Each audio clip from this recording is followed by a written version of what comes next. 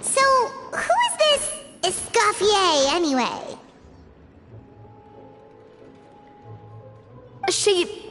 Well, for starters, she used to be the head chef at the Hotel de Boer, before Savannah.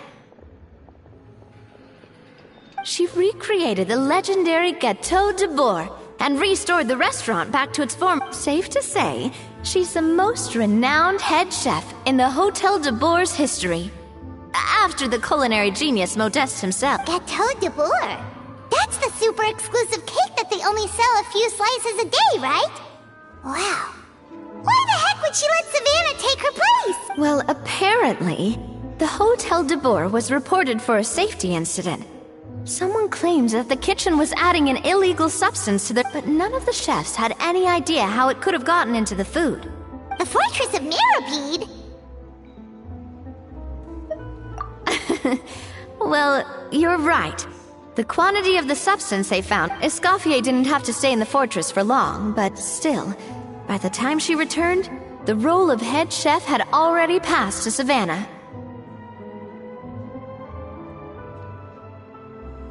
So that's what happened. Paimon still thinks it's... Even though Escoffier is no longer head chef at the hotel, she's still... So, I'm guessing what Monica wants is for us to convince Escoffier to try and negotiate with Savannah. Oh, Paimon gets it! Monica wants Escoffier to come back and kick Savannah out. It's simple. If the new head chef is stressing everyone out, then the solution is just get the old one back. What? You thought cream of mushroom soup was ready to serve after 3.5 minutes on the stove. You'd have had more sense serving hot water with ice cubes. At least then you wouldn't have wasted all this perfectly good cream and mushroom. What? I'm sorry, Cream. I'm sorry, Mushroom. As you can see, Escoffier is that kind of chef as well. You have to leave it on the heat for long enough to allow those flavors the chance to come out. Don't be fooled by the aroma when the water first starts to boil. Got it? Yes, Chef. Then go back and do it again. The customers are still waiting. Remember where you went wrong and don't repeat the same mistake twice. Yes, Chef.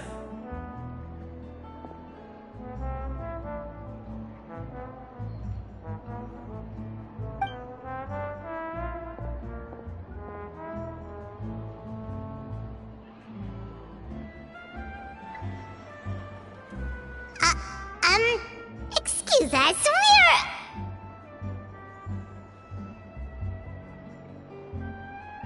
Waiting to be served?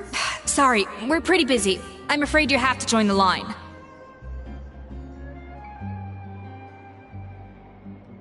Oh, no, we're not here to eat.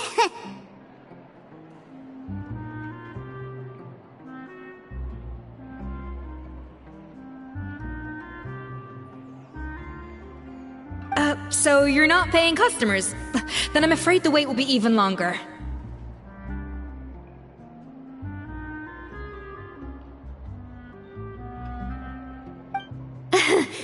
It's hard to talk to Escoffier when she's in the zone. Let's take a seat. We can catch up while we wait.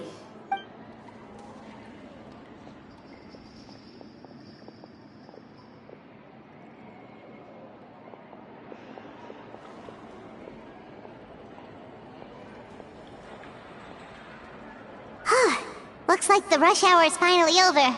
Is it? Or These days, yes. I'd say business has tripled since Escoffier joined as temporary head chef.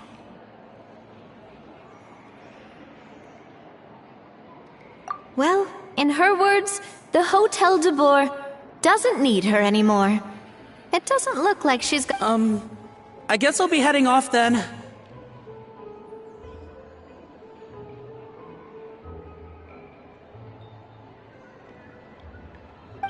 Wait, take these home with you.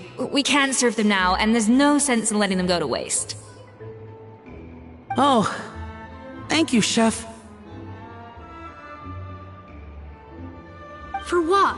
Like I said, I just don't want them. Firmont. He's the chef that fell ill from stress. He decided to pick up some work to help pay the bills.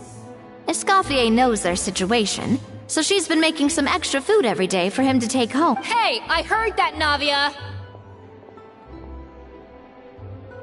I've told you before, no one's making extra food.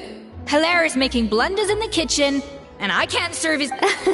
Yeah, failed dishes that just so happen to be nutritionally complete every single...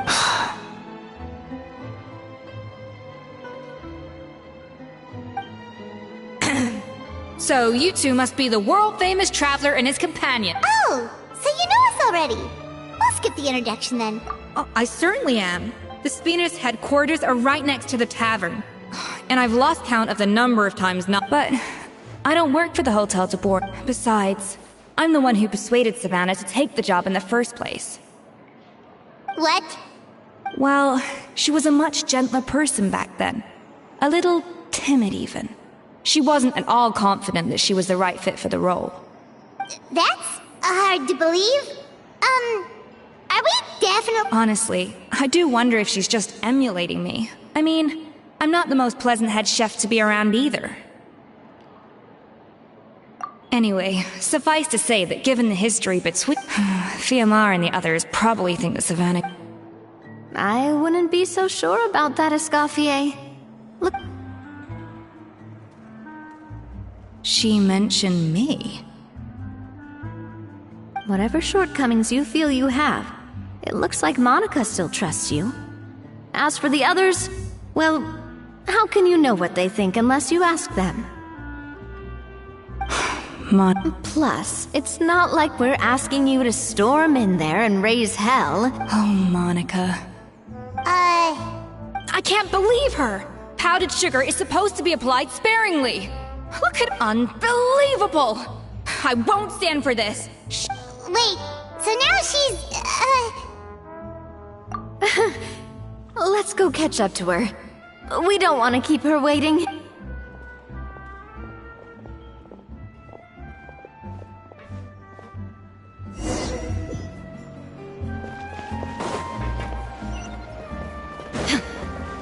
Whatever business you're in, you gotta keep up with the changing.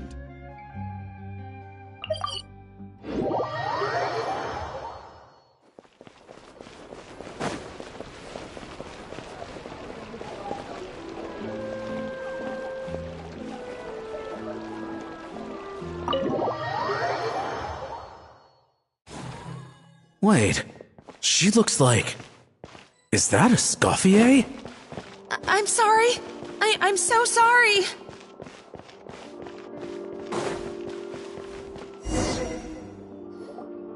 I'm sorry, I'm so sorry. I messed up your order.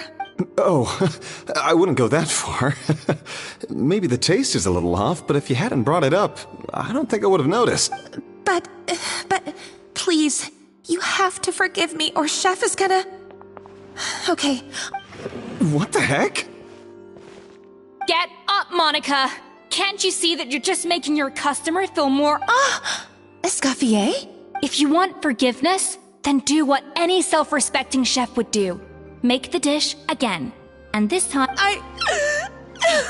Savannah said that I'm not allowed back in the kitchen until I've corrected my... That's some backwards logic? How can you fix your mistake without being... We apologize for interrupting your meal, sir. It's fine. With my layman's palate, it's not like I can tell the difference anyway. I was actually quite enjoying my meal until she appeared out of nowhere and started apologizing. Oh, well, it's because Chef Savannah tastes... Gosh, that's pretty strict. Has she always been that way? I don't recall things being like this when... I mean, Escoffier was strict too, but I think the difference is that we all knew that it came from a good place. Chef Escoffier was hard on us because she truly wanted us to reach her level. But these days, whenever we make a mistake, we just get told to wait, and it's only gotten worse since word got out that Chef... Monica, you don't need to call me chef. I'm not the boss here and... Yeah, but through no fault of your own, that banquet was a huge event, and so many staff were... Lumaline? What's that? A new drug from the Fontaine Research Institute, produced from an extract of the Lumitoile. Apparently it sharpens the senses, so they used it to treat people. Oh, yeah, I've heard about that. They found out you can use it as a flavor enhancer since it stimulates the taste buds. Makes things pretty addictive. They also found that overuse can have mood-altering effect. Unfortunately, however, some food products containing the additive had already made it to the market by the time the guards banned it from the restaurant. Everyone knows that in all likelihood, someone probably just purchased a batch of contaminated ingredients by mistake. But you took all the blame. We all know why. And now look at you. A fry chef in the Fleuve Cendre. What are you trying to say? Sure, the Spina's Tavern is... Oh, the Fleuve Cendre, you say? Great. That's where I'm dining from now on. Monica, I'm very happy with my current job. And there's no... Besides, at the end of the day, I was the head chef, regardless of whose mistake it was. If only Savannah was half the boss you were. I'm sorry? Do you have a problem with my conduct as head chef? So, you do remember who's... Escoffier? I thought you'd left this... What happened to you, Savannah? Why are you acting like this? You made me the head chef and gave up your right to tell me how to do my job. You're not the boss here anymore, so stop acting like you own the place. Whoa. Sounds like someone has a chip on her shoulder. My God, have you grown a temper since I last saw you? Have you put even half the amount of energy into improving your cooking skills, or are you still using the Pluie Lotus? That's none of your business! What happened to not storming in and raising hell? Ho ho! I was not expecting to see something this spicy as soon as Escoffier returned. Huh? Fanasium? Aye, miladies.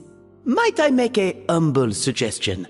Given that we have ourselves a tête-à-tête between chefs at the Hôtel de Bord, I dare say it would be de rigueur to settle this the traditional way. The traditional way? That can only mean one thing. That's right. I'm talking, of course, about the tradition established by Modeste himself. The cooking contest! According to legend, the founders of Hôtel de Bord, Modeste and Savelli, used this method to resolve all of their disputes. The cooking contest would decide who... Ah, well, it might sound that way to us. But in fact, the cooking contest played an enormous role in motivating chefs to hone their skills, reaching new heights of... And indeed, the reintroduction of this institution in recent years... Reintroduction? Someone brought it back? What say you, Escoffier? Surely you of all people won't back down from this challenge. It would... Sure, I reinstated it, but I'm not a chef at Hôtel de Bord anymore. I see no issue. Exhibition. Huh. No. If we're going to battle it out, let's put it all on the line. If I lose, it's up to you what happens to me. I don't want anything to happen to you. But if you lose, you hand over the Codex de Bord to me. What? The Codex de Bord?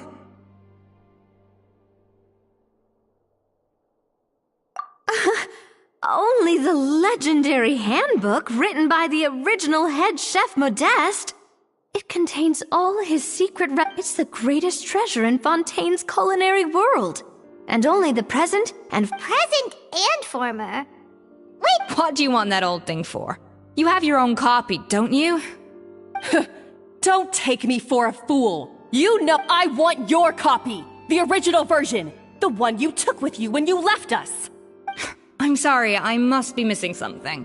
You know, there's no difference between the original and— Stop trying to change the topic. What's wrong, Escoffier? Scared you're gonna lose to me? Or are you scared of me getting my— Savannah, you may remember that we gave her the original as a parting gift, to thank Escoffier for her years of service. Oh, I'm sure it won't be an issue, as long as both sides agree to the terms. Those were your— And as for the contest itself, let's make it a bake-off. Gâteau de Bourg, per the recipe in the codex. Well, Escoffier— You sound surprisingly confident. Alright then, let's see how much you've actually grown. I hope you surprise me, Savannah. I'd hate to find out that all you've learned— Believe me, I'll Escoffier, are you sure this is a good idea? You accepted her terms a little hastily. Oh, it'll be fine. Let's head back.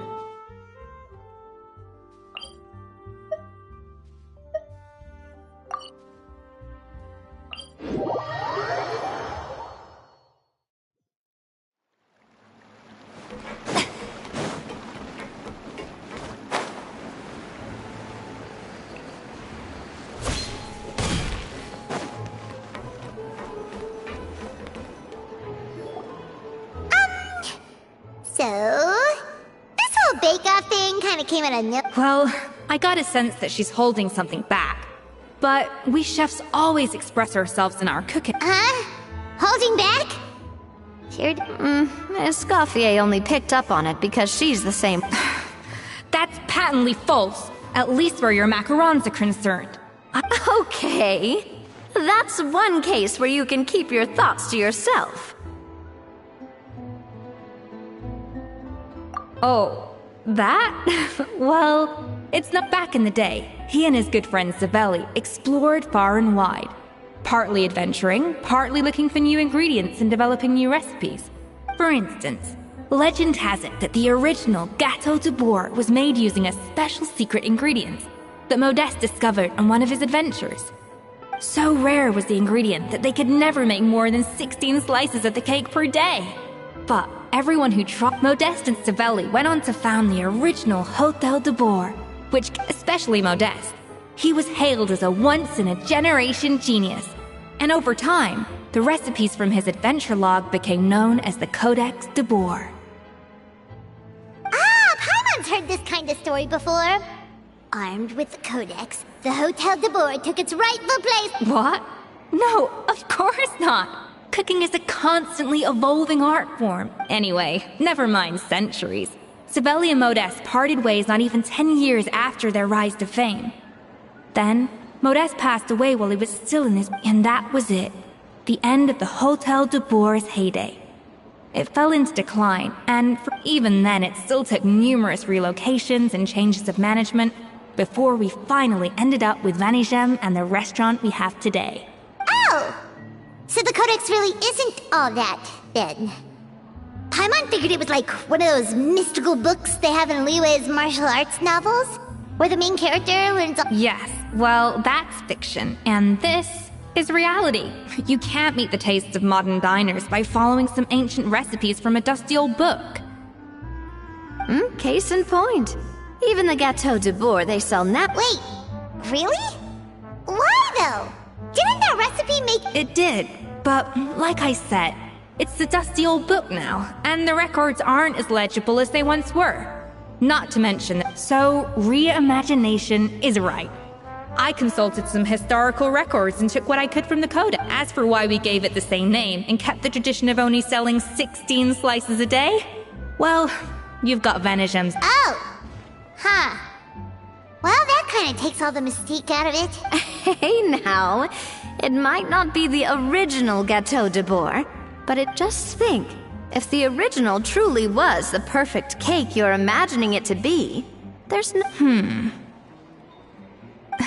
Anyway, before I left my role as head chef, I made a copy of all.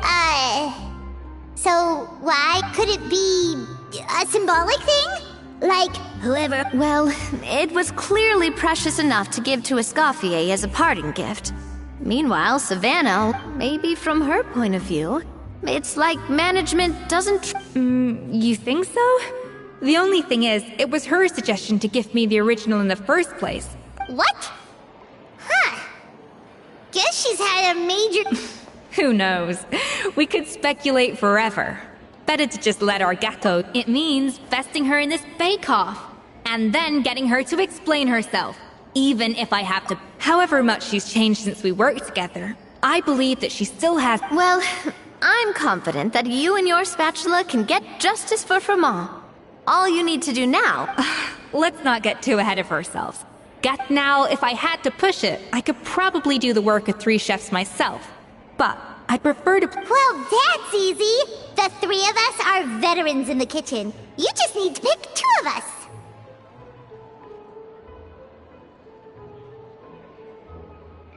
Well, I have heard the Traveler is an accomplished cook, as well as a warrior. But be warned, I will hold you to exceptionally high standards. Think you're up to the task?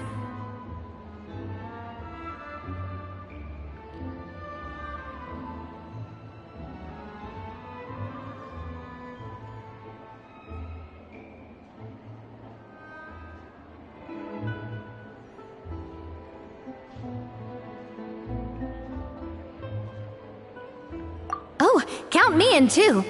I've spent weeks perfecting my macarons after your scathing review. Even if it means competing against the Traveler, so be it. I'll show you what I'm made of.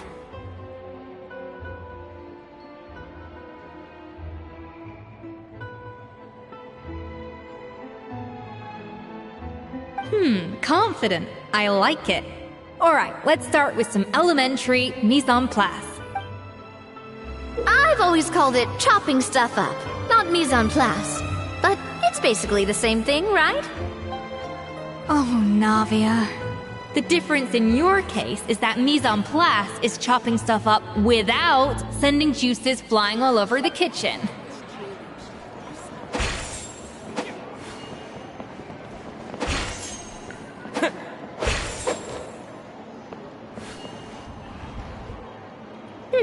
Looks like you found that easier than I expected.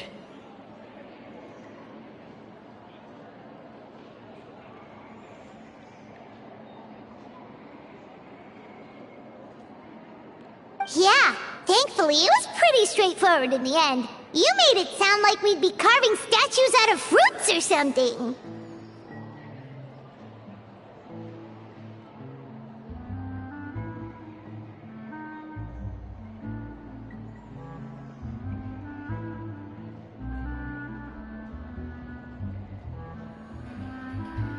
Well, brace yourself, because the next step is anything but straightforward.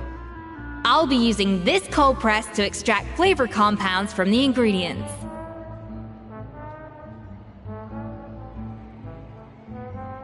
A kind of special food processor I got the Fontaine Research Institute to make for me. It uses cold temperature extraction to isolate the essence of cooking ingredients, which can then be used to flavor dishes more precisely. But this isn't exactly standard kitchen equipment, so that probably didn't make a whole lot of sense. Custom-made equipment from the Fontaine Research Institute, huh? That's some pretty high-tech food prep. Paimon's never used anything this weird before. Cool! No, weird.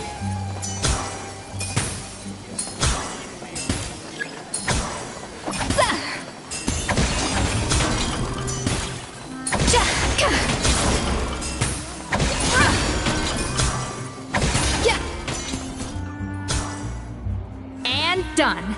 These are the flavor compounds extract. Wow!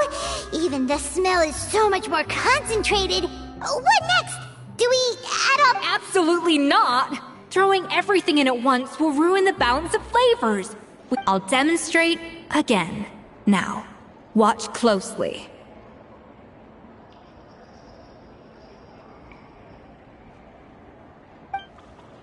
Slowly and carefully. Not a drop too much, and not a drop too little.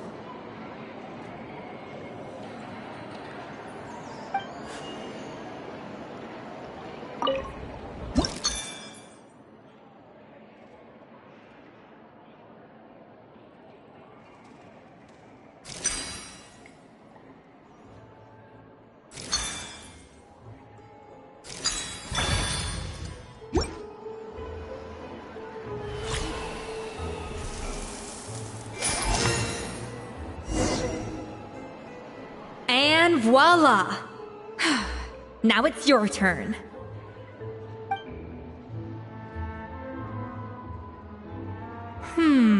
Not terrible, considering this was everyone's first time, but the traveler's work was surprisingly good. Are you sure you've never done this before? You got almost... that goes without saying. Still, credit where credit's due. Alright, now for the part I've been looking forward to. I want each of you to cook something from the Hotel de Boer's current menu. I'll judge your submissions and give you a final score.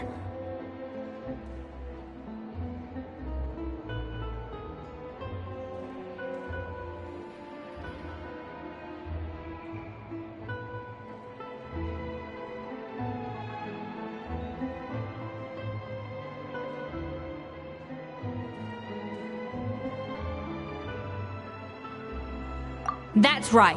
The true test of your cooking skill. I guess I'm finally on the right path.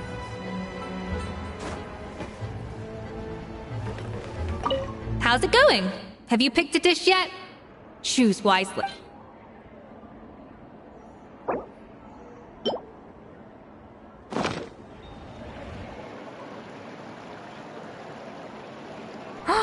Look at that! With the grace of a snow-winged goose, as I like to say. Now, let the grating commence.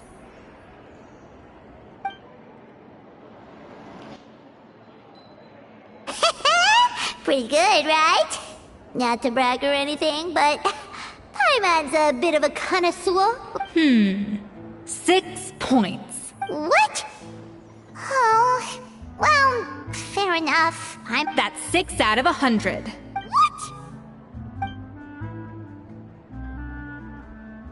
You say you're a connoisseur, but it's quite clear from this dish that you have far more experience consuming food than creating it. By that logic, I suppose you think listening... Aww.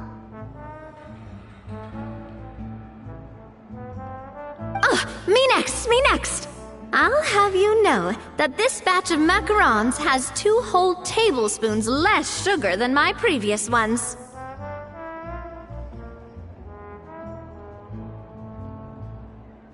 So you went from 12 tablespoons to 10? Well, it's nice to know you actually measured it out. Because it... Aw. Now to the final dish. So, This is our last hope. 8 points. darn. That's... Not exactly. The color is spot on. Beautiful aroma. Excellent presentation. I have to give this one 8 points. Out. How did you pull that off? Don't get me wrong. There's room for improvement. But still, this is clearly the work of an accomplished chef. I can really taste the grace of the snow-winged goose in this. Hey, you made that last part up! Well, it looks like I lost fair and square. But if it takes 3 chefs, that still leaves 1 slot remaining. Chef Escoffier! Oh, it's Hilaire! What brings you here? I heard the news about the cooking contest. You're doing gâteau de...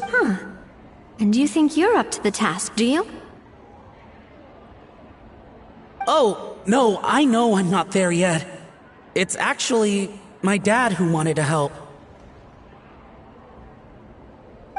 Firma, last I heard, you could barely get out of bed.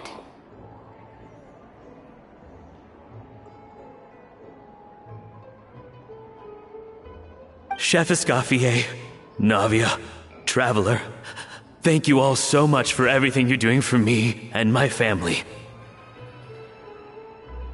I've had enough of sitting around at home while you run yourselves ragged. If you let... Yeah.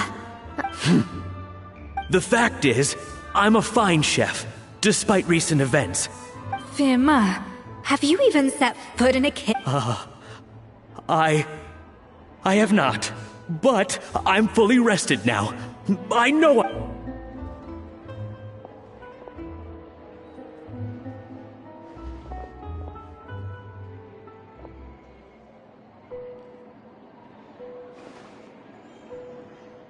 Huh? That's strange. Why are my hands shaking? What do you call this, Firma? I can't seem to grip my knife. Do it again! Again! Again! I... Hopeless. Get out of my kitchen yesterday.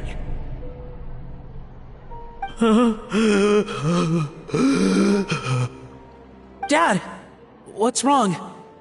I don't understand. I was feeling so much better, and then Will I never be able to work in a kitchen again? Dad, talk to me. What happened? I think the real issue here is not physical exhaustion, but psychological trauma. Monica, when did you get here? Probably because you were all concentrating so... But anyway, Firma, I'm so sorry. If only... You have nothing to apologize for, Monica. During those long nights of Oh, come on. All I did was make you some tea. I doubt it was much help. Savannah was so ruthless toward you. I probably should have brought you something. She sounds like the worst. All right, another Savannah horror story. Let's hear it.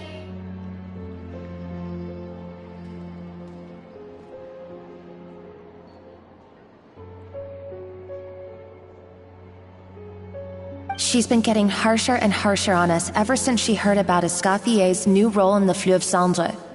Seems like no matter what we make... What is this? It looks like a dog's been at it! In the trash now! Then she orders us to redo the dish again and again, but we never know what's going to make her happy. Do it again! Do it again! Do it again! Every time you remake it, you just get another earful from her.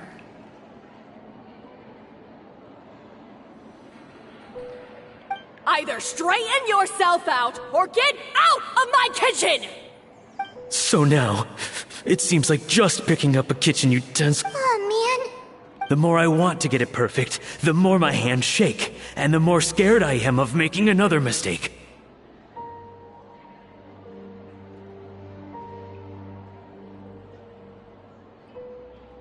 How can you give up so easily, Firma? You weren't a quitter when you were working for me. And even under Savannah, you talk about working late into the night trying to perfect your dishes. That says to me that you still hadn't lost that determination to prove yourself. What changed? I don't know what's come over me.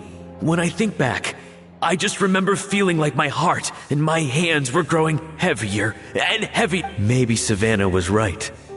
Maybe I am just hopeless. Dad.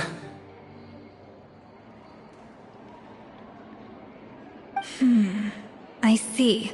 Well, it sounds like there are some deep issues at work here. Ones that won't be resolved by merely seeking compensation. I will win this contest, and after that, I encourage you to... But what if you can't find another assistant in time? Clearly, I'm in no state to help out. You think being one person short will ruin my chances? Let's not forget, even if I had to go it alone... Oh, well, Paimon and Nadia will still keep practicing. And so will I. Yeah! And if worse comes to worse, we can always get this... Actually, I thought maybe I could help. That's sort of why I'm here. What? Why didn't you say so? I was going to, but then... well, this is the first chance I got. You do this for us? Thank you so much, Monica. Alright, fine by me. But aren't you still working for Savannah? I know, but it's alright. I've made up my mind. But the way things are, I can't keep working for Savannah much longer anyway. Unless I want to become the next for Ma.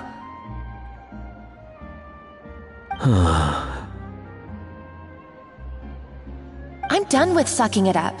It's time to try and turn things around. If this cooking contest can get Savannah to see the error of her ways, then I'm sure— Whoa!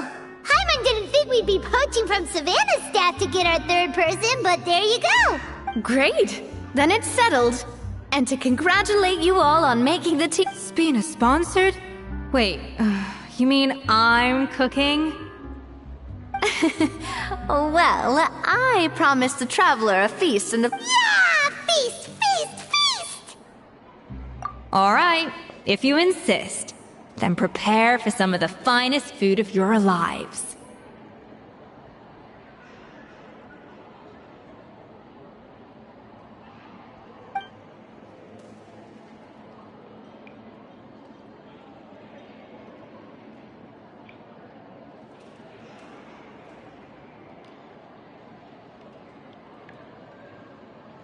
That's not a bad idea, actually.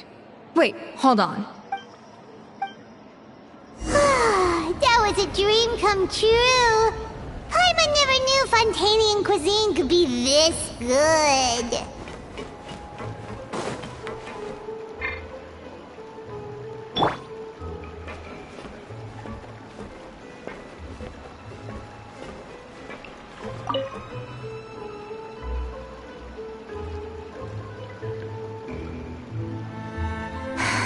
Why, Savannah?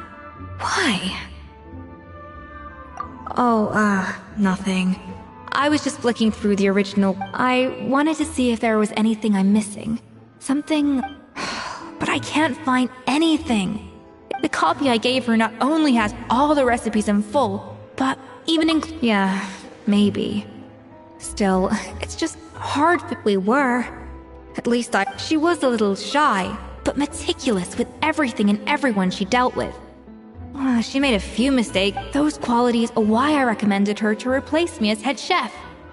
I never imagined for 1 second that she'd cause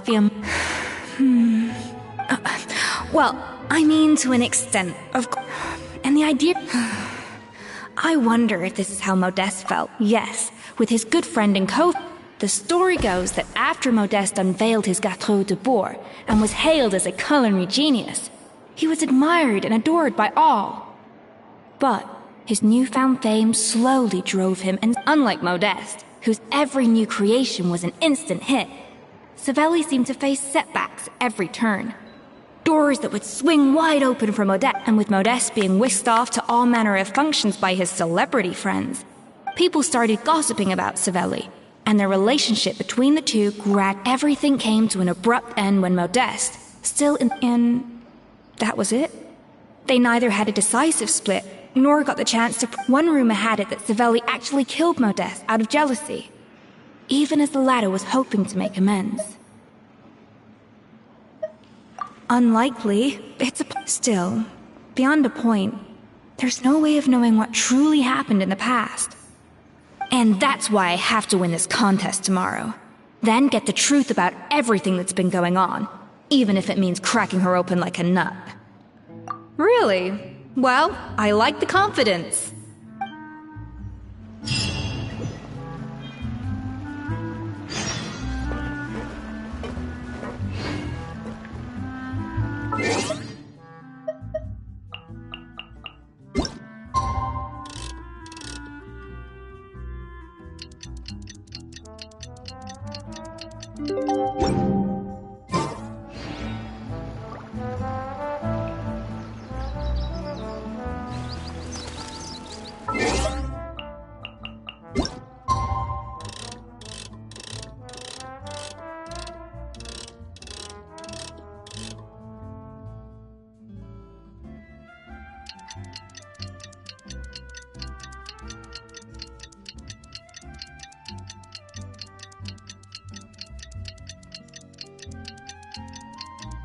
It's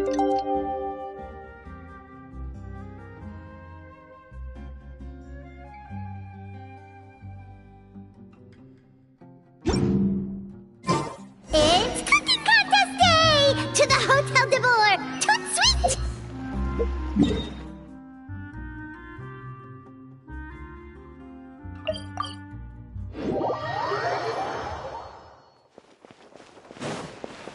Did you hear the news? Escoffier's coming back for a cooking contest. Wait, seriously? Escoffier in a cooking contest? Now...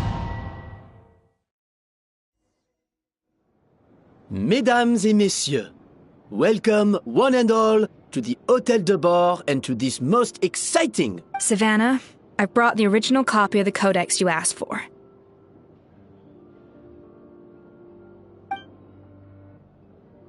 Monica? In the interests of fairness, this contest will be conducted in a double-blind format. Once the labels will be placed out of sight underneath the plates, only to be revealed after the judges have sampled them and reached a final verdict. As one of the judges, I promise to be fair and impartial. When my meal got interrupted yesterday, I never thought this. Both contestants have taken their positions. Then, without further ado, let the Hôtel de Boer cooking contest commence!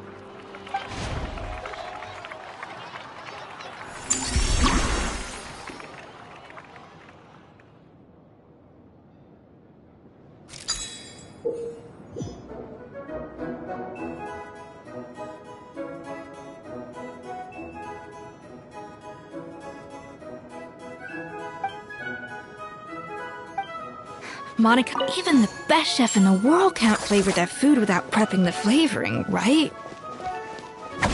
Alphonse! Gaspar! Get to work! Do not disappoint me! Looks like our two head chefs are raring to go. Like an oven on full blast. That should be enough flavoring. Now hurry up and balance the flavors.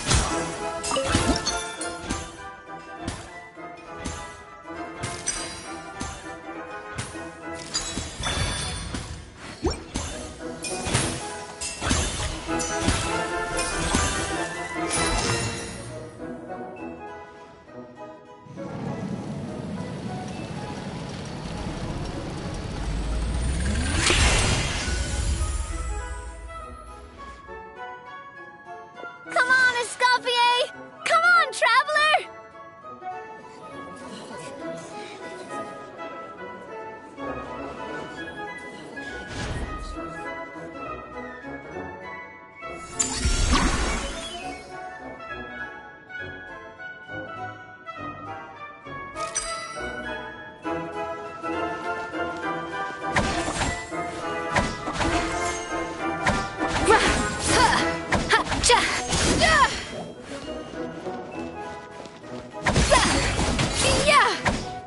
To the freezer!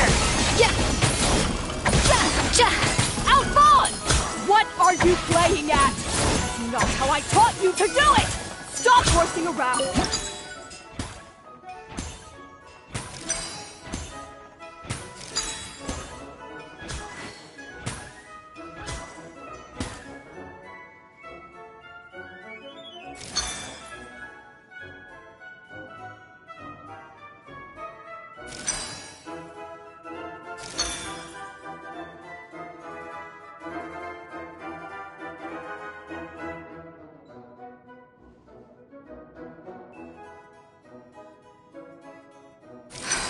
Stay calm, Escoffier. There has to be a way to balance the flavors. Just think. Yes, chef! Oh, tension in the ranks on Team Savannah. Will this slow their progress? Savannah, what are you doing? Oh, forget it. I've got to focus on my own dish.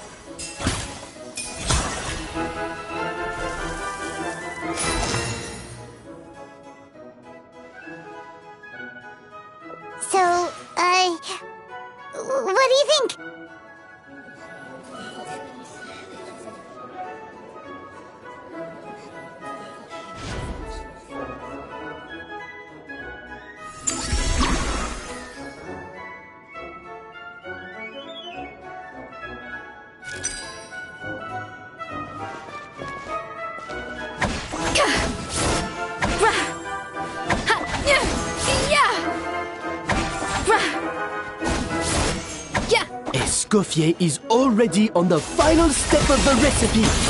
Let's check on Savannah's progress. I think this flavor...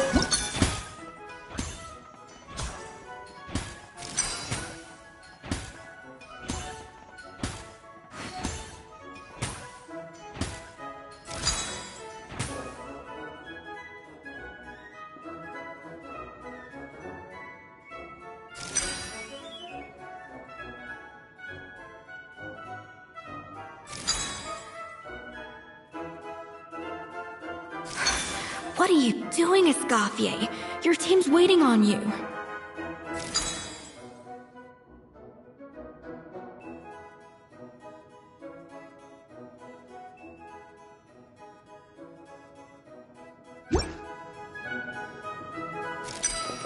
Enough! Oh, useless! Both of you! Make like an egg and feed it! I'll do it myself! Wow! Is Savannah serious? Can she really make up for lost time working alone?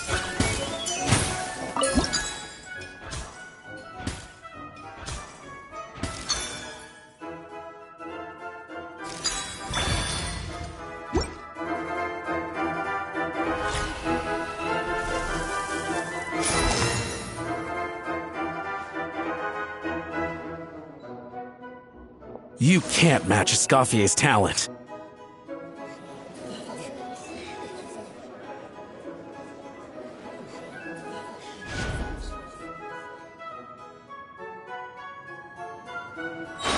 I present to you Gâteau de Bourg.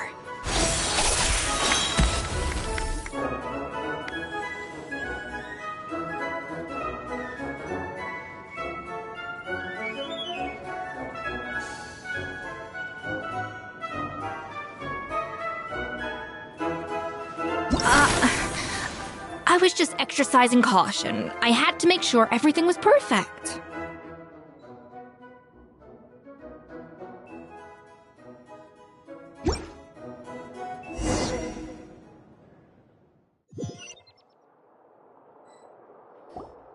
Time's up! Contestants, please take your dishes to the back.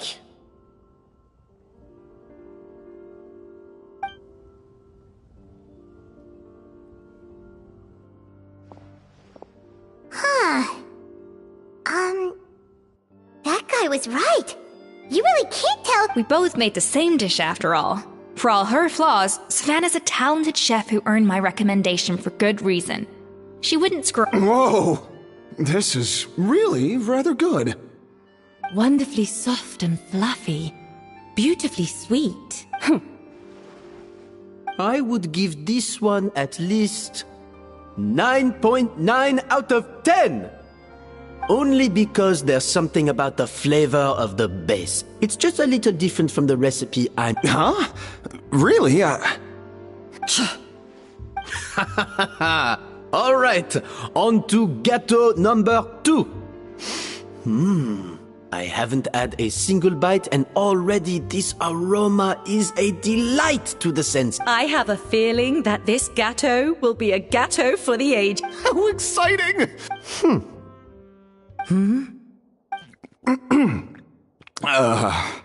I think maybe someone got a little carried away. Not just the sugar, it's the flavors too. This is all over the place. Who made this? It appears the decision is unanimous. This gâteau is far below the... And Paimon thought this might actually be close. Turns out she can't bake to save her life.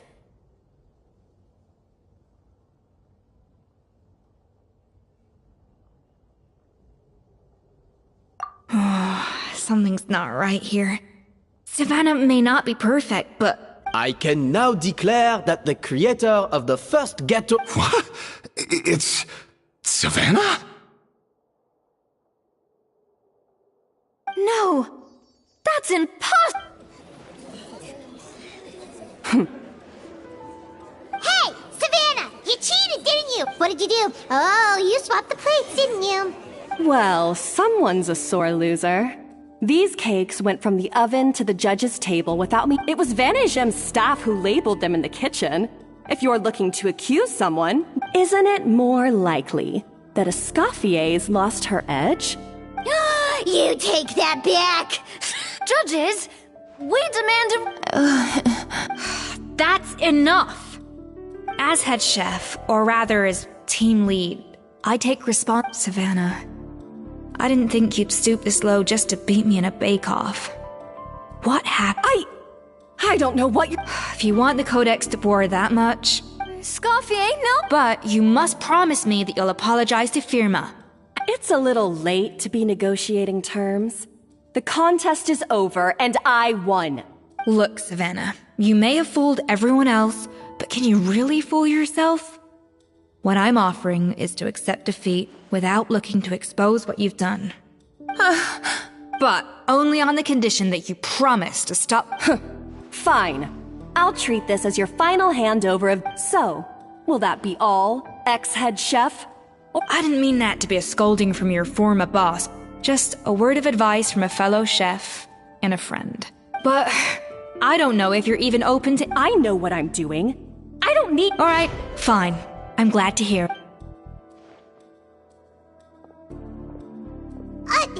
Escoffier? The Codex de Boer! Finally. Escoffier? How could you let her get away with this? Yeah! The Codex is... It's alright. It was just a bake-off. Besides, it's not all bad. She agreed to compensate for you. Honestly, if I'd have known that giving her the Codex would solve everything, I'd have just done that in the first place. I mean, why bother with a...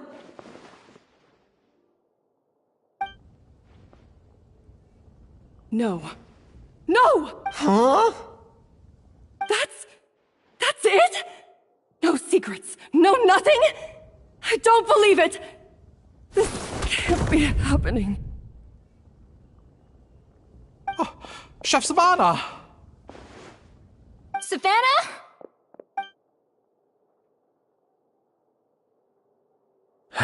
It's nothing life-threatening. Just a lot of pent-up stress. Oh, I knew it. Pent-up stress? The truth is, however hard she might be on the rest of us, the person she puts the... Yes, there are nights when she makes us redo things over and over into the wee hour. She'll hide herself away in the kitchen, working on new techniques and recipes, and only realize how long she's been at it when we come to work the following morning. But why? Our best guess is... And there it is. Even so, that's no excuse for taking her anger out on the rest of you.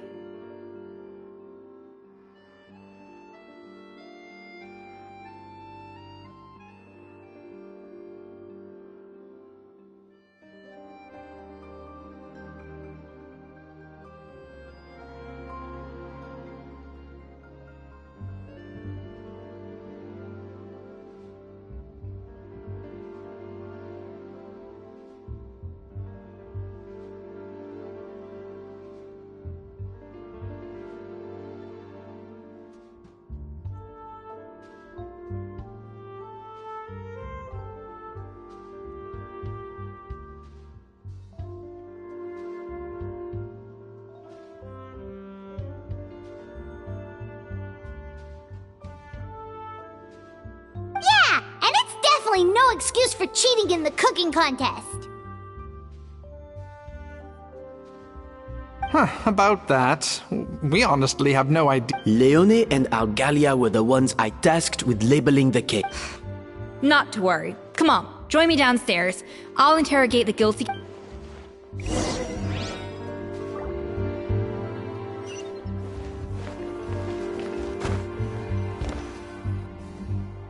Well, how is it? Oh, this is aggravated assault on my palate. I'd rather eat wet cement... Is it really that bad? I made sure the taste... Oh, relax. This isn't your cake. Savannah never switched the plates. The offending flavors are coming from in between the icing and the cake base, which means someone tampered with it, or in other words, we have a traitor in our midst. I'm sorry. I I was fourth. It was Chef Savannah. She said if I didn't cooperate, she would... Calm down, Monica. I've already accepted defeat. And if I wanted retribution, I would have brought this up when the results were announced. Whatever's going on with you, just spill the beans. There's no need to hide it.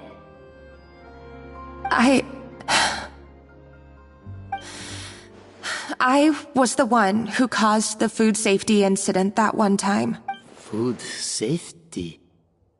Wait, you mean the Lumaline incident? I think so. Savannah and I were on procurement that day. I didn't check everything as well as I should have, but I swear I didn't do it on purpose.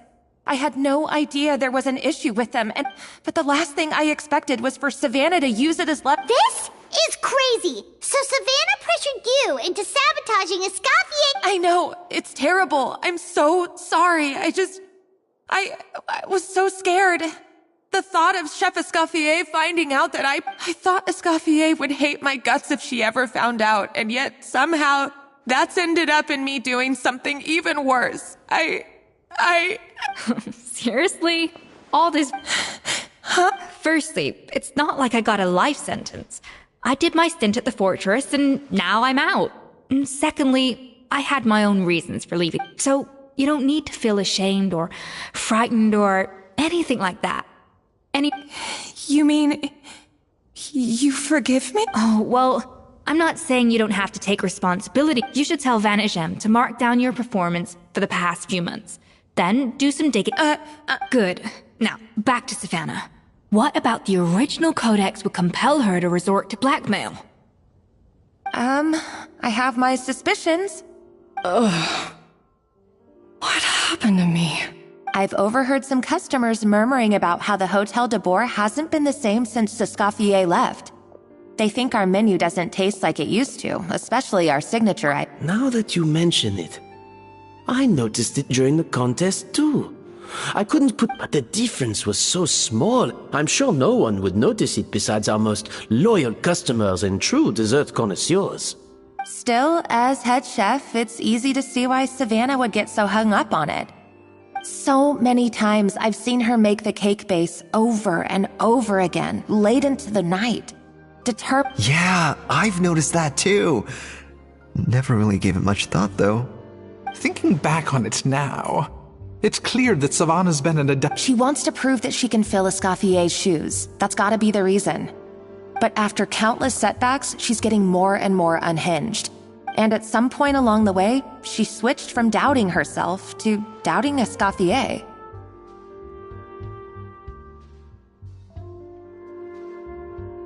Doubting Escoffier? For what? Yeah, it would explain why she was bent on getting the original at any cost. She must have thought Escoffier purposely omitted key details from her recipes when she copied them out. Also, she could retain her place as the #1 chef in Fontaine, the only one privy to all this. Oh, for goodness sake. What a stupid idea. Of course. Then she finally got the codex only to discover that the secret recipes she's been pining for don't exist at all. Seeing how utterly wrong she was must have been a real shock to the system. It probably brought up everything at once. There's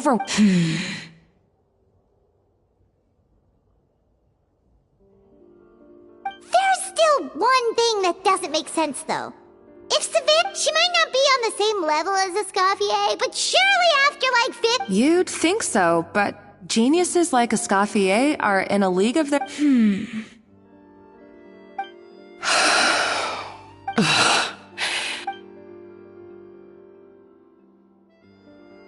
New head chef, you say? What's her name? I don't think I've heard of her before.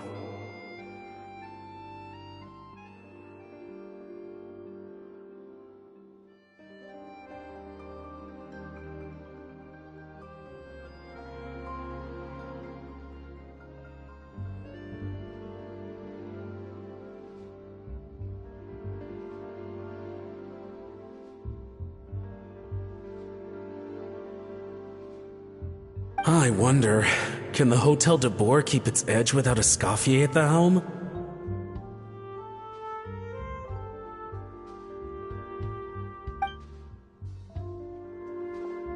This tastes different from last time. Is it undercooked or something?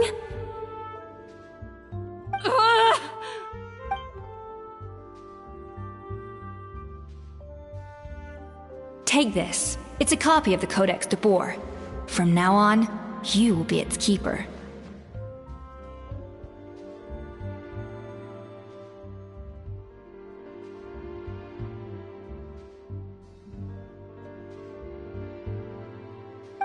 Don't listen to the doubters. If I say you can do it, then you can do it.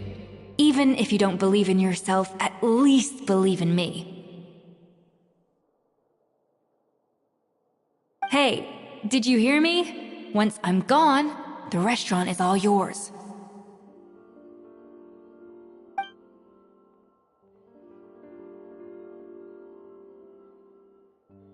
All this time, I've been blaming other people, but maybe I'm the problem.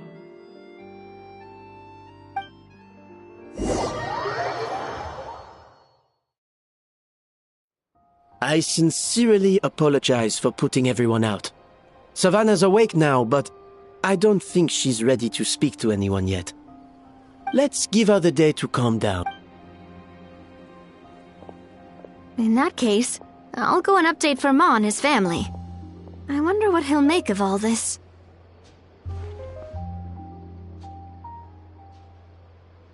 So, we'll come back tomorrow then. That was a long day. I think I've earned myself a... Oh, nice! Macarons? Or are you gonna switch it up to...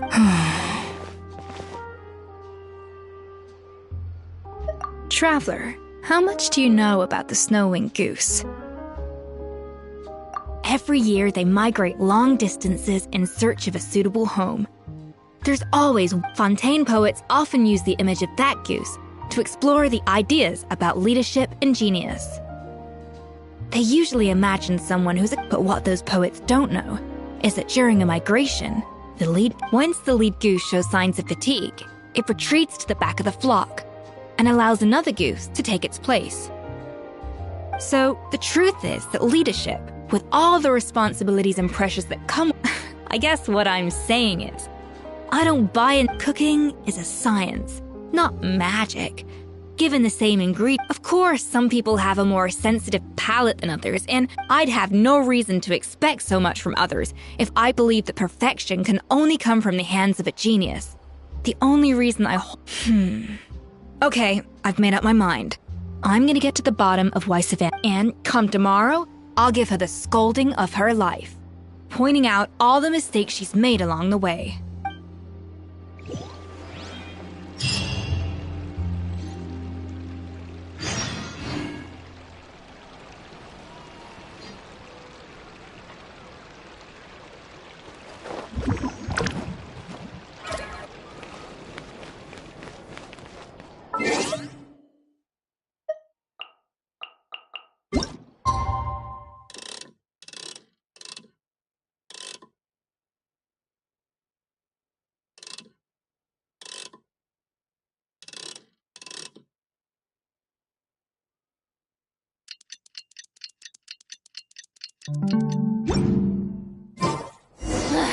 Boring! Isn't there anything else more interesting to do?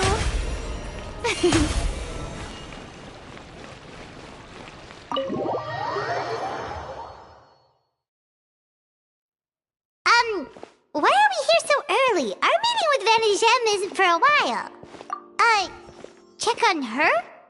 Why, what? Oh no. Escoffier, are you up?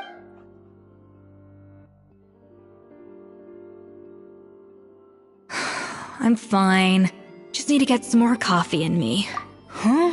What happened to my coffee? Did I really drink it all? Alright. Thanks. I appreciate it. Well, there's cooking facilities here. Or we could just just grab a cup of coffee from Cafe Lutece, but either way, hurry! Forget about me. This is about Coffee.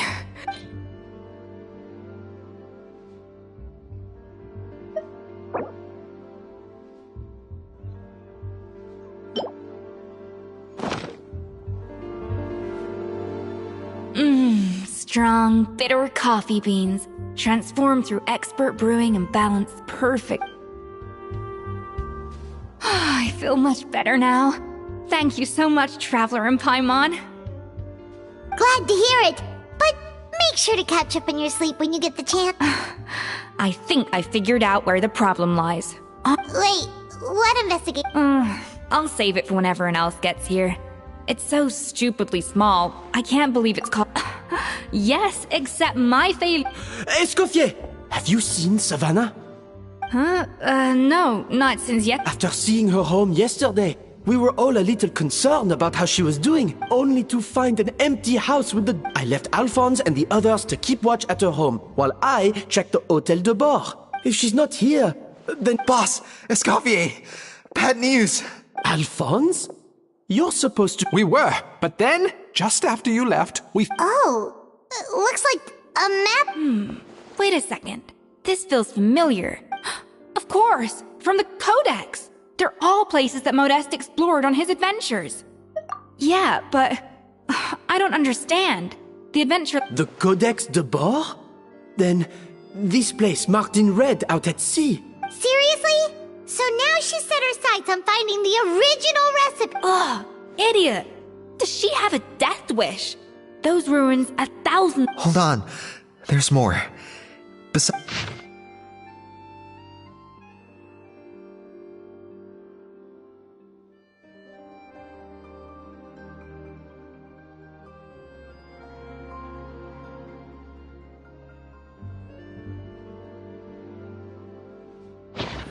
It was you.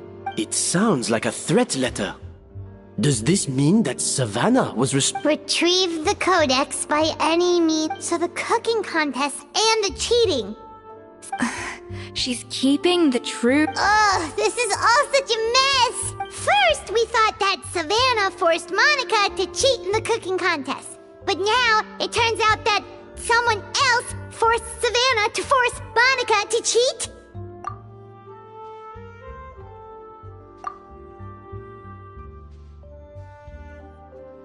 You're finally here. Of course. I should have put two and two together as soon as I read your threat letter. The food safety incident. Even the suggestion that Escoffier was keeping secrets from me. It was all part of your grand plan, wasn't it?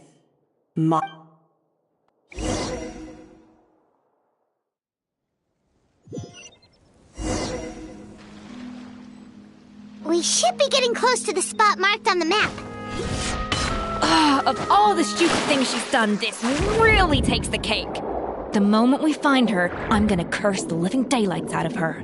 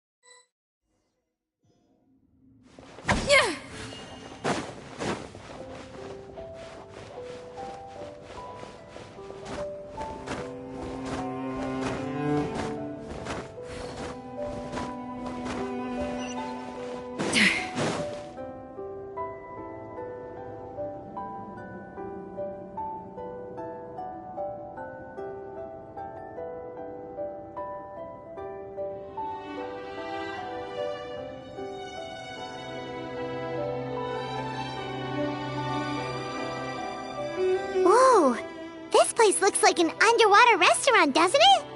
I think Modeste's Codex mentioned this place. A public bath from the time of Remoria. So yeah, definitely the kind of place that would have served food. Huh? Some blubber beast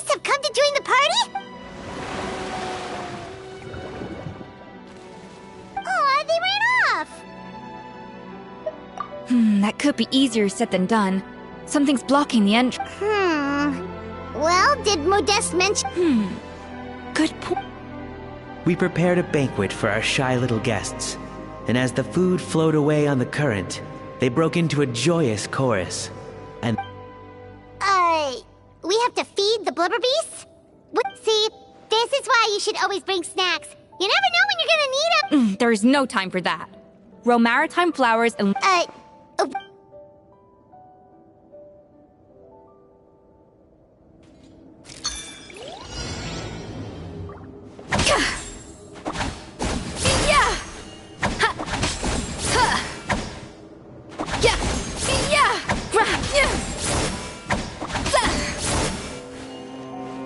Adaptive frosting!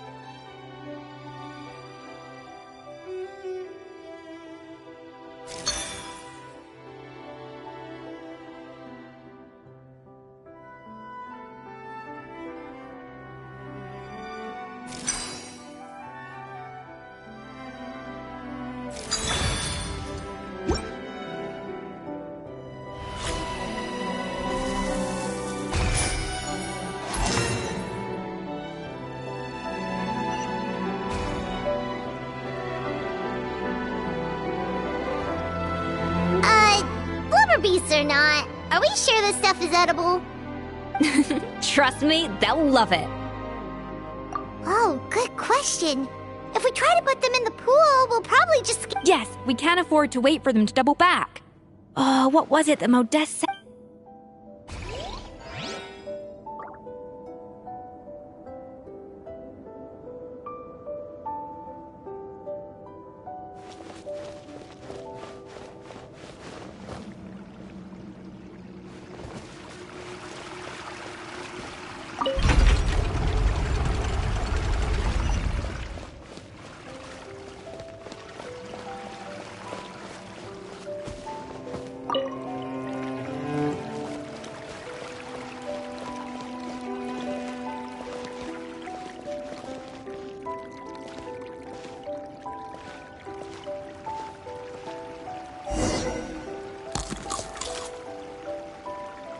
Wow, it's really singing! It must taste better than Paimon thought!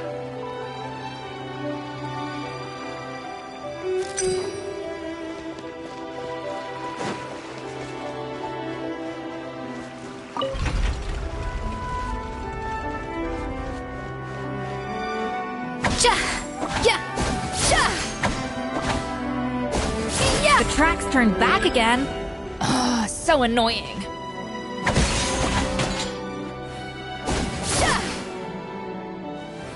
Off to the freezer.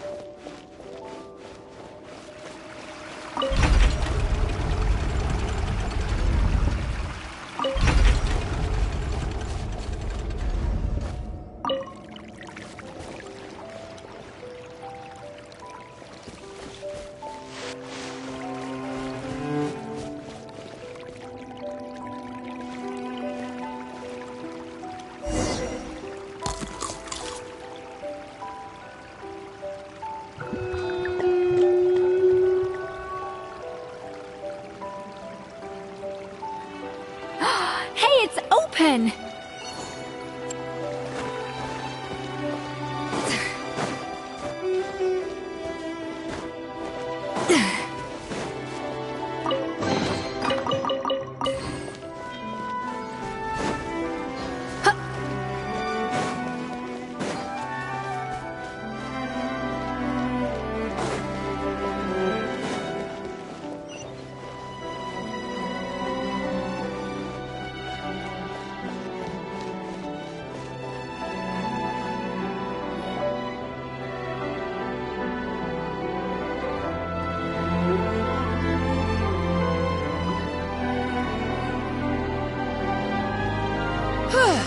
Hey, give me your water. Here. I said your water, the one you just drank out of? Sure.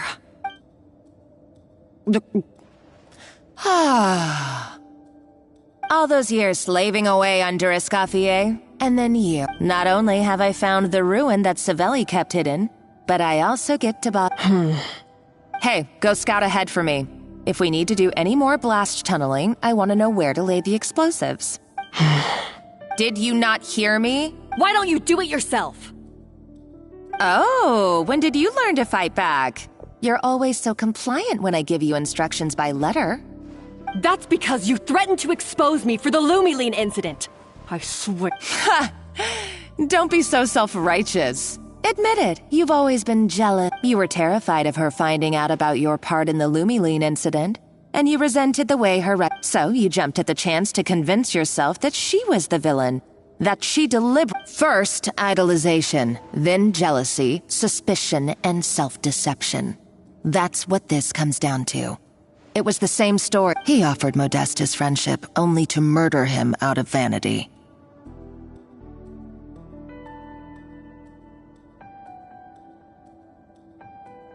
He promised to explore the world with him, only to later destroy all records of their adventures.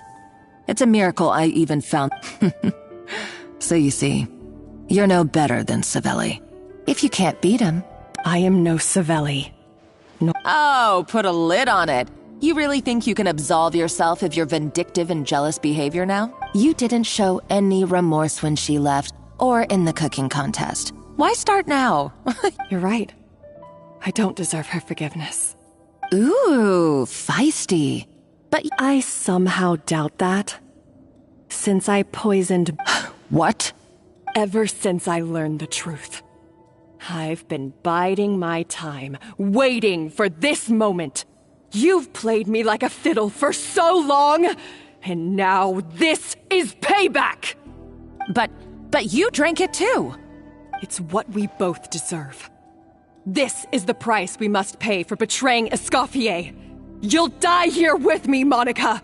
You...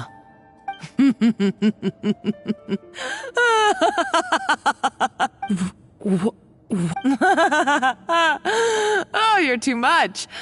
I thought I'd play along. I saw your dumb plan a mile off. There's no poison in these bottles, just clean. No. Revenge is a dish best served cold. You're a lousy chef, and you make a lousy villain, too. Everything I ever did was a failure. And now... Hey, why don't you try your hand at being a comedian in your next life? You got a good... You should have just done like I asked, Savannah. All I wanted you to do was scout the ruins for... Stop right there! Let her go, Monica! Escoffier? Ugh, looks like I'll have to keep you around for a little longer. You can't!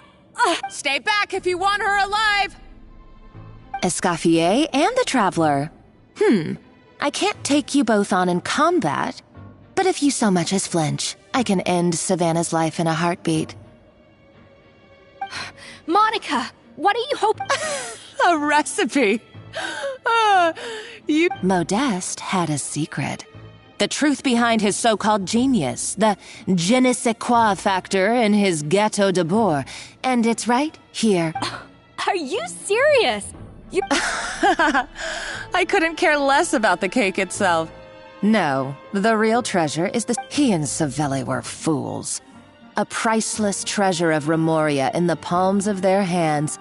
We're talking about a powerful stimulant that also sharpens the senses. That's right, I've done my research. It was a drug that Remoria developed for their war machine. Will you listen to yourself? My eyes are wide open. Just wait till I get my hands on this. Wait, what? Just when I thought she couldn't get any crazier. She's lucky the whole place didn't collapse. Uh-oh, Savannah's going too. Monica must have taken her. Oh, what a coward. She's only taken her hostage because she knows that she's no match for you. That's true. Even. Oh, well, our path's been blocked, so let's look for another route.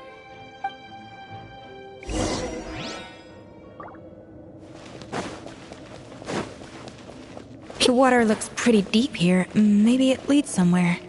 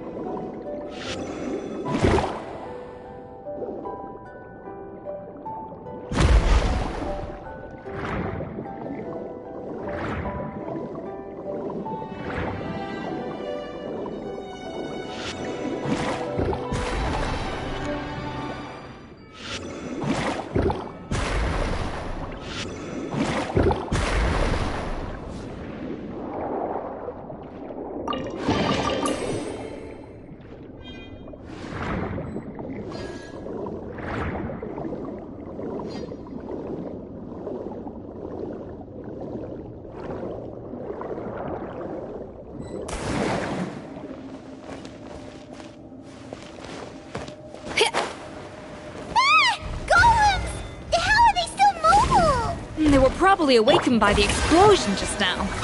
Alright, Knife Skills 101. Time for some rough chopping. Yeah, yeah, yeah, yeah, yeah, yeah, yeah,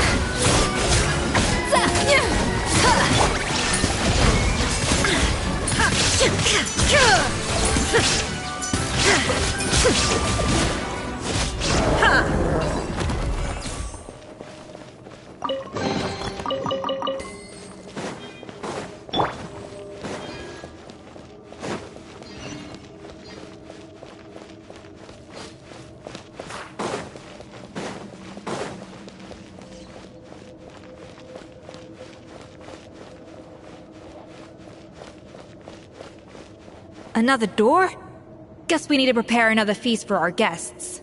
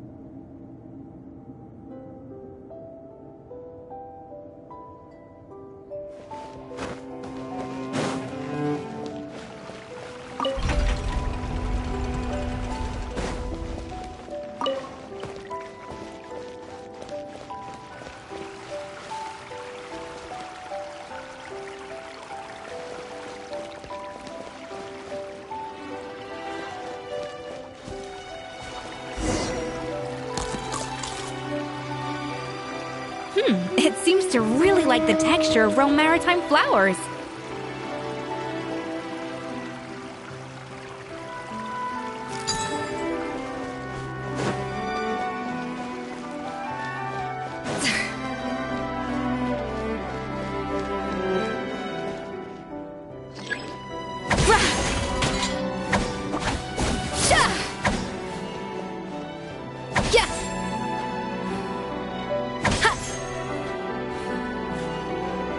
Off to the freezer!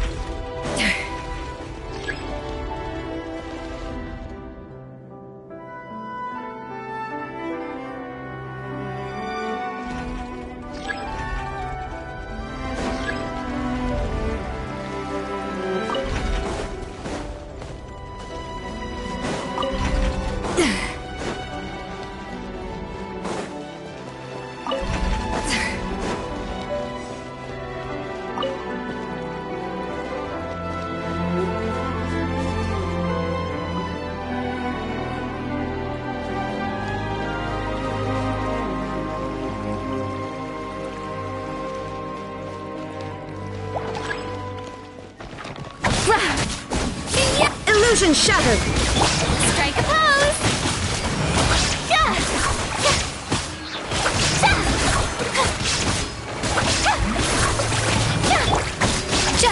A little amuse-bouche!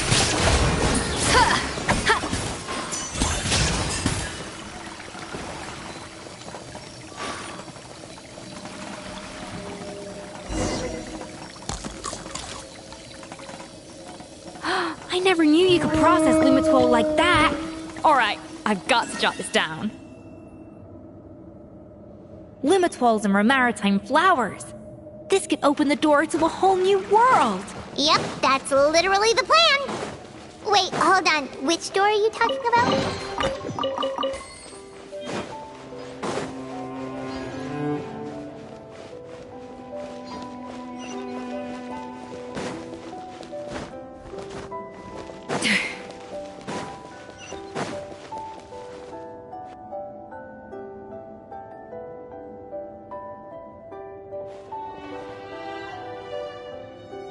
That's strange. These don't look Romorian to me. More like last century Fontaine. Adventurers from last century Fontaine, huh? Oh, Modeste and Savelli, do you think they... By the looks of it, this was a one-person camp. They adventured together, but maybe one of them came back alone at a later... you really think so? Trust our adventurer's instincts. Okay, well, the Traveler has more adventuring experience overall, but Paimon's definitely... Darn it! Paimon was just about to show off her rummaging skills! Huh, no kidding. Are all adventurers so obsessed with journaling? I mean, I guess I take a lot of notes when I'm... Anyway, let's find out who was here! It's been years since I've last visited these ruins. It's exactly the way I remember it. This place probably hasn't changed. Sadly, up above, the treasure of Remoria. That's what we used to call it. Modeste was right about its potential. Our limited stock of the substance he was praised as a genius. Modeste tried his best to console me, but I knew better than anyone just how great the gulf was. Our conversations grew scarce, and we saw less and less of each other. I didn't fight it. He had new friends, and I told myself that maybe one day, Or maybe one day, when I've put these feelings of unfortunately. So it was Savelli. From the sounds of it, he came back. I always thought it was just a legend. But if it's true, then this must be the place where... In that case, what does that say about the death of Modeste? If it's all true... The taste of Gâteau de Bourg has changed. Modeste was convinced of being the perfectionist that he was. He refused to accept even the slightest flaw in his work. He stopped all sales, but as he baked and taste tested over and over again, it was only when he was sipping on coffee one day and realized he could not taste the bitterness. The treasure of Remoria stimulates the senses, taste included, and invigorates the spirit. In hindsight, it made perfect sense. After all, why would a culture that sought liberation from the constraints over the course of his many culinary experiments, Modeste exhausted the remaining supply of the finest culinary talent of his generation, now faced a future in which he would never be able to taste anything ever again. And because we had become estranged, I could not be there to stop him. To offer, yet despite everything, he sent me... The treasure of Remoria? Guess Monica was really onto something. It really was. So, Modeste chose to end his own life. Then, why all the rumor? Also, neither the Codex nor any other contemporary records make any mention of the treasure. Modeste told me everything in his final letter. His was a tale of how even a genius could... Did he hope I would gain some personal catharsis from knowing the truth? Or maybe he wished for me to warn the public about the dangers of... But if the public ever learned how Modeste's greatest triumph became his undoing, his fall from grace would be swift and merciless. What would be his legacy then? How would future generations view everything we built together? I fear the scorn I have faced these last years would pale in comparison to the scorn shown to him by the history books. I cannot let that come. I will do what I must to protect his name. It may lead his family to suspect me of having a hand in his demise. I would rather the world believe a tale of genius and jealousy. The final loose end is the evidence here, at the bottom of the sea. Huh? What's wrong? So we thought, but if Monica finds out what happened to the treasure...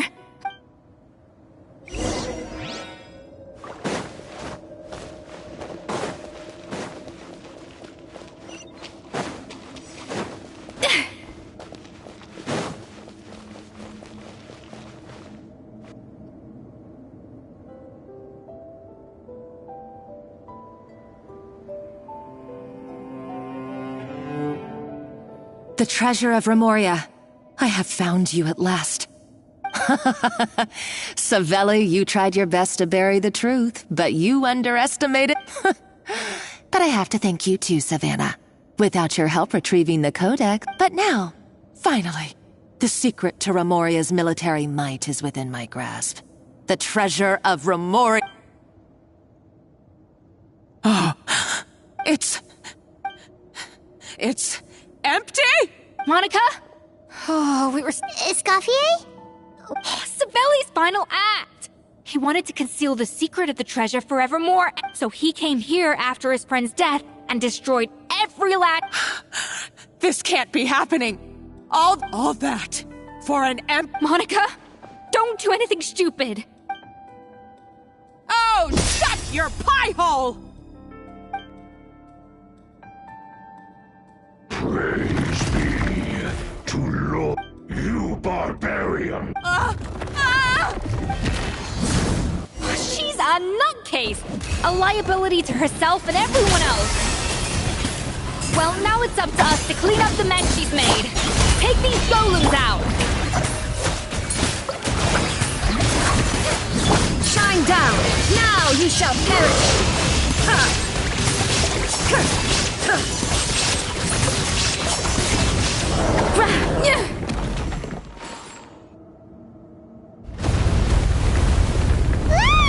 Why is this place still shaking?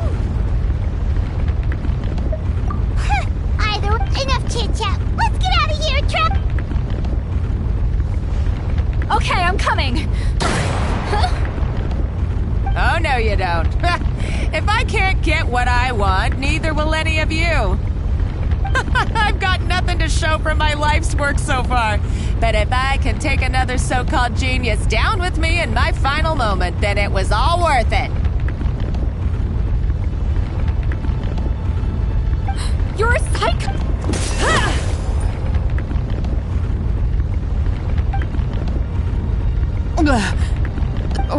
When did you... I may be a lousy chef, but it looks like I'm not a complete waste of space.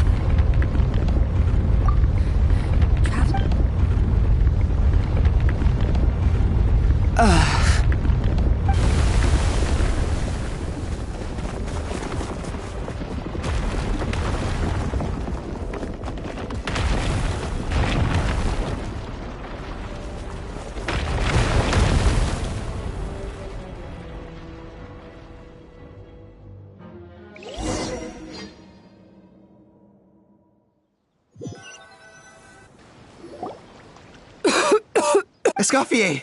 Savannah! Traveler! And Paimon!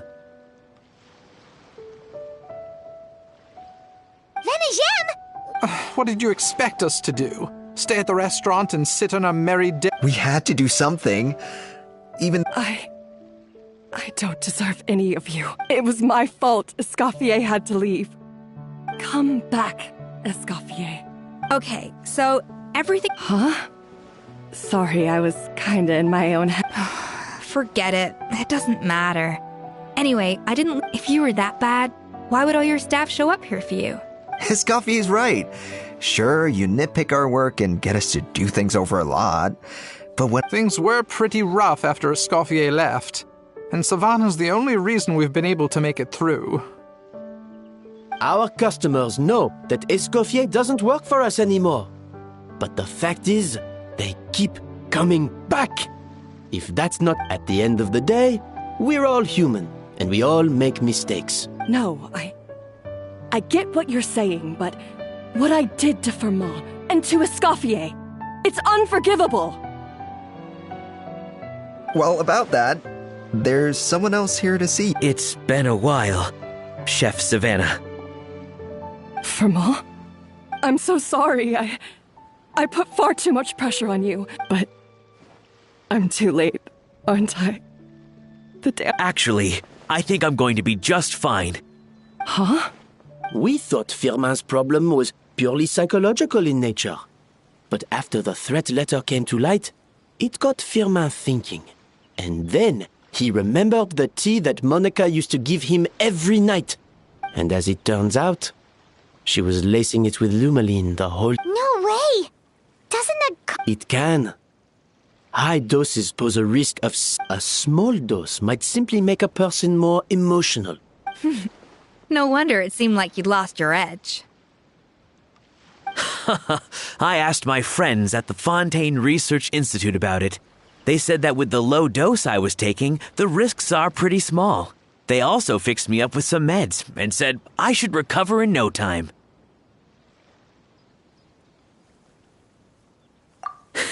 Well, that's what happens when you give someone a little bit of hope to cling on to.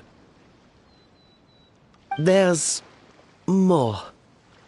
We believe that Firmin... You mean... Oh, so that's why Savannah's been so irritable this whole... Let's not be too quick to blame everything on the Lumaline. That stuff can only amplify what's already... So you better make sure you reflect on your behavior and apologize... I will. I'm sorry.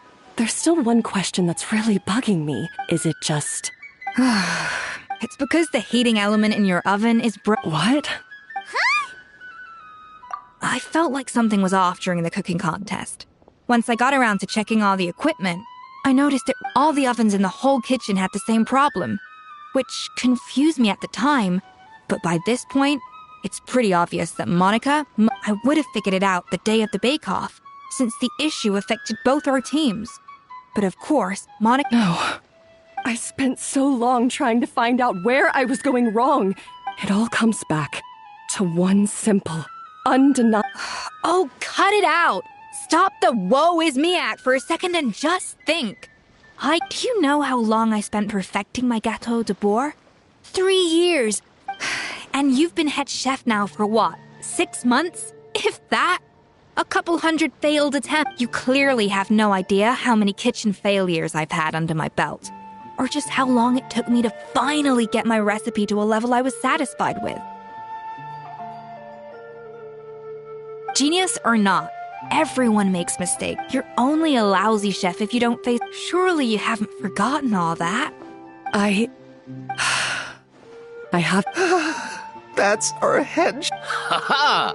Sounds like we... Aw, what a perfect ending to a crazy journey. Look at... So you got your mojo back now? Yeah. Thanks. Aw, friends again. So nice to see them finally... Good.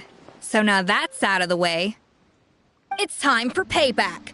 You cheated in our last bake-off, and I demand a rematch right...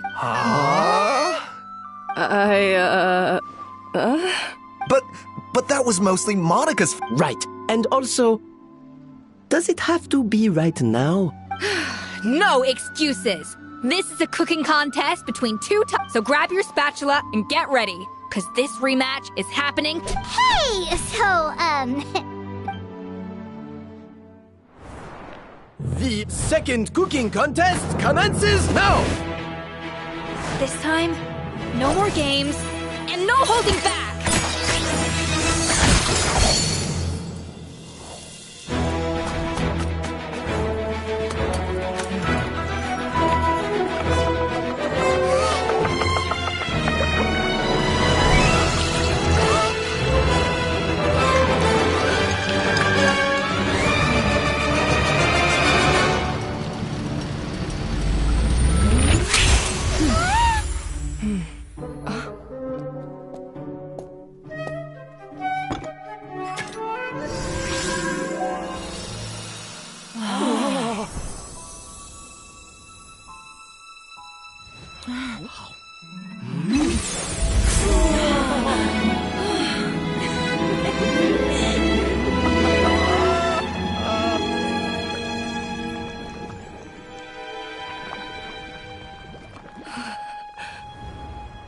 I feel like I don't have the right to be here.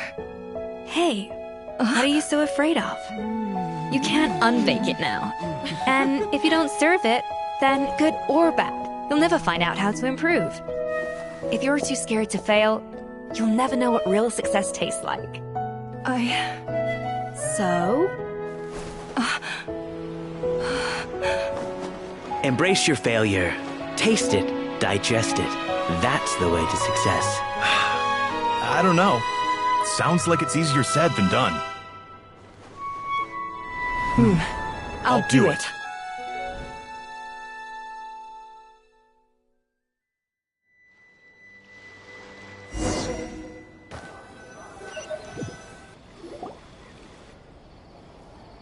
The results are in! A landslide victory! Quite rightly, too. Oh yeah, look at that! Savannah looks pretty chipper too, considering she lost. Now, where were we? Yes. Do you have any more questions for me after everything that's happened? I thought Navia would have filled you in. And actually, I said all this to Savannah before I left. I had 2 reasons for leaving. One was the food safety incident, of course. But the other was that the Hotel de Boer had reached a point. So I decided to step down and look for new opportunities to improve. Improve how? Well, a while back, I got to know a fellow chef from Liyue. And in her, I saw so many new possibilities. She has that same adventurous spirit that Modeste and Sibeli had in their youth. Slime mucus, lizard tails. With her, there's a whole world of new flavors out there waiting to be explored. Case in point, remember those Romaritime flowers down in the ruins? What? Paimon didn't know... Half of the art of cooking is dissecting the recipes of previous chefs and figuring out the exact, and the other half, it lies in freeing yourself from the confines of the kitchen.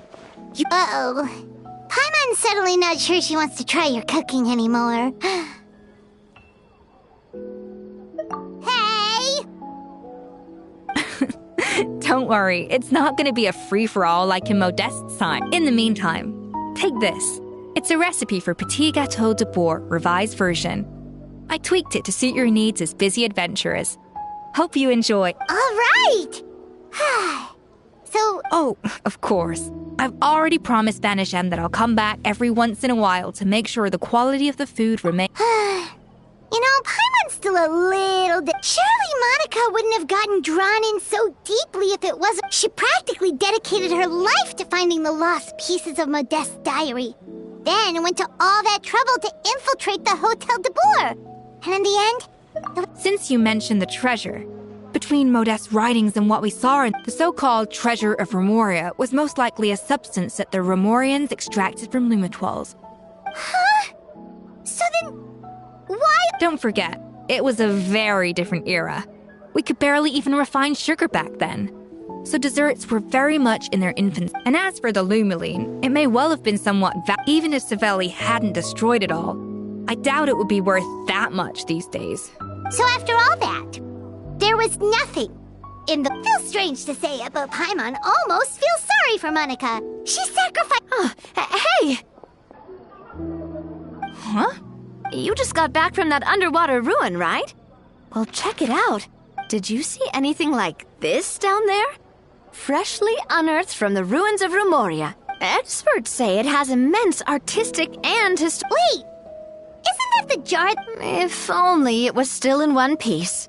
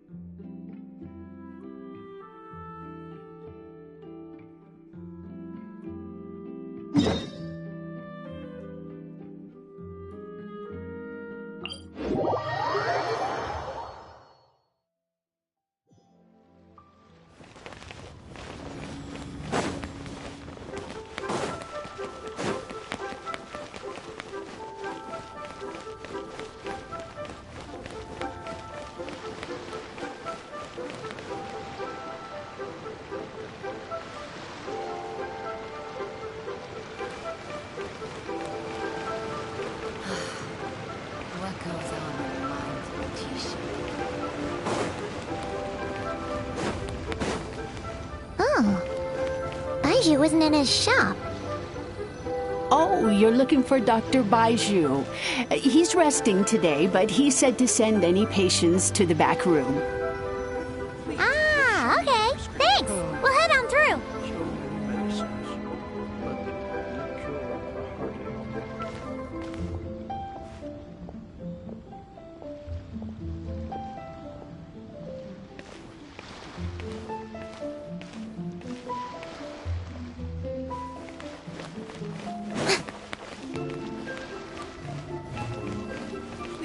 Show me your prescription.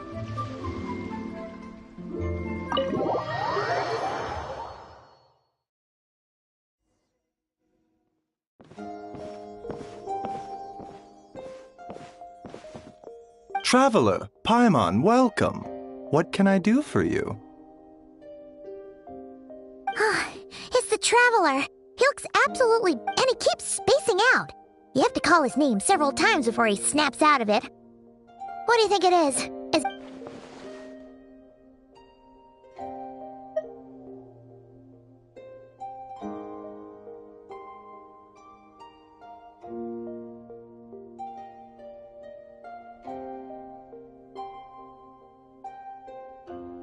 Very peculiar. In all the time we've...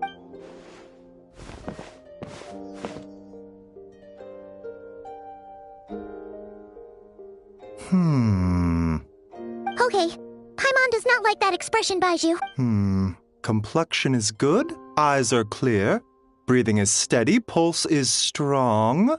Physically, you appear to be in good condition, traveler. In theory, your energy level should reflect that. You should be feeling right, hence my concern. A clean bill of health is usually a good thing. Physical illnesses come with detectable symptoms that can be used to diagnose, medicate, and cure the condition. But afflictions of a non-physical nature, they fall outside a doctor's realm of expertise. Huh? What do you mean, non-physical nature?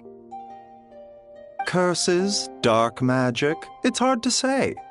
Why don't you rest here for a bit? Whatever it is we're dealing with, clues to your condition are sure to reveal themselves in time. Once we know the root cause, we can administer the right treatment.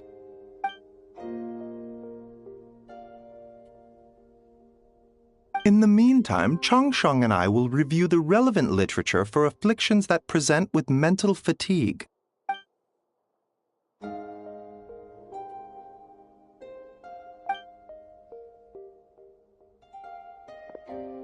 Oh, must be a rare condition if not even Baiju and Changsheng have seen it before. Well, all we can do is take their advice. You look like you're about to collapse anyway. Just get some rest. Paimon will be right here by your side. Fingers...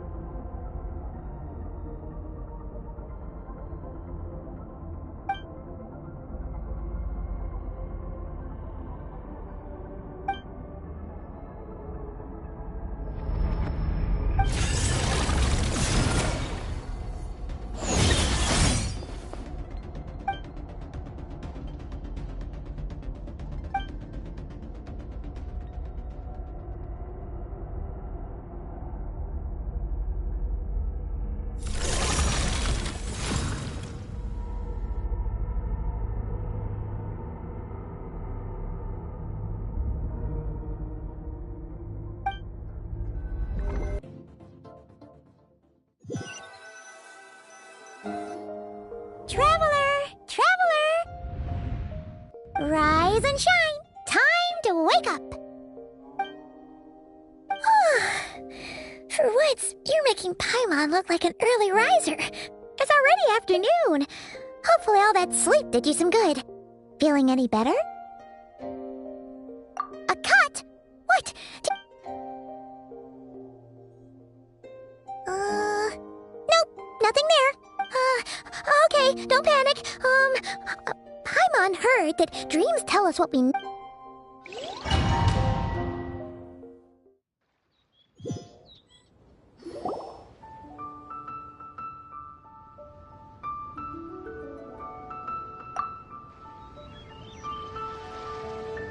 What? So, in this dream, you were trapped in a weird... Oh. Okay, well, that's a new one. But then again, you woke up right where you went to bed. And then, it's decided.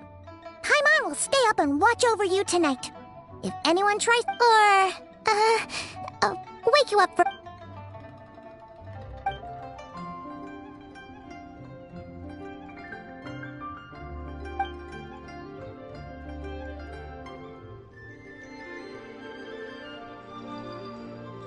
Something is missing? Did you just say something? The flesh remains whole, but the soul is incomplete. Left unresolved, the mind will... Ah! What the... Wait! Paimon remembers you! Right! What are you doing here? The last time we saw you was at the Primordial Sea in Fontaine, right? But then we left and never learned where you went after that. Child's been looking everywhere for you, by the way. What brings you to Wanmin Restaurant of all places? You came here looking for us? And tell me, what is it that you saw? Tight-lipped, huh? I suppose that's fair. You, I'll take a glass of wine. Oh, of course. Coming right up. We make this one in-house. Chef Mao, I'll take a grilled tigerfish over here. Coming right up. If I knew we'd be this busy, I wouldn't have approved Shenhe's vacation. At the end of the day, what happens to you is of little consequence to me. I'm not here to try and win you over. Trust, if you want my help, now's the time to speak up. You have until I finish my drink. I was investigating an abyssal disturbance in the area and happened to notice you. Part of your soul is damaged, and the wound bears traces of abyssal corrosion. Need I say more? neither of those things...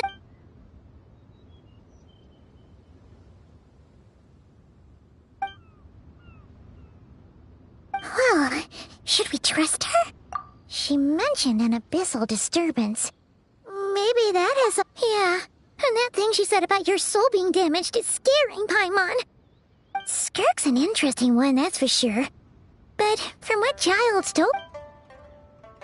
1, 2, 7, 10. That'll do.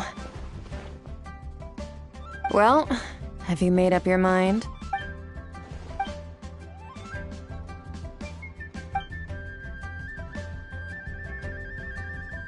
So, that's all we know, Miss Skirk. Ma'am, can you help us? So, you couldn't disperse the fog.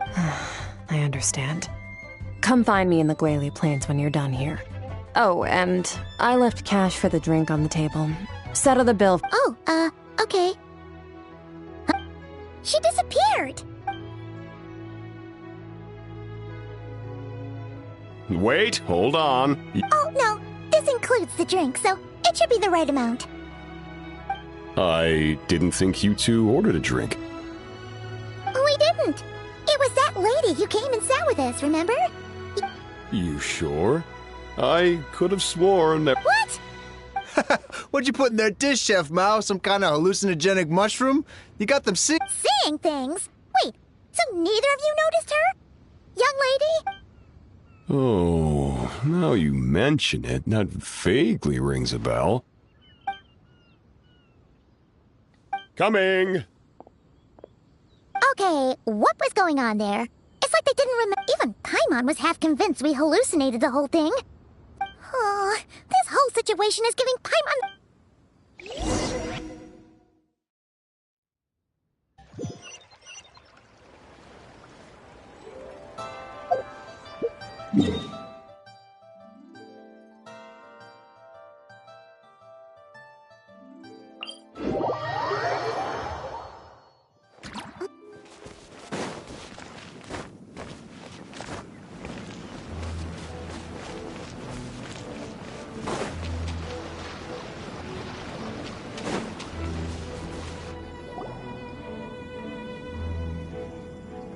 Whoa! What are all these rift hounds doing here? Huh. Looks like they're collecting something. Let's... Strike a pose! You can't run! A proper send-off! Finally, lights out. Inazuma shines eternal! Erase all threats!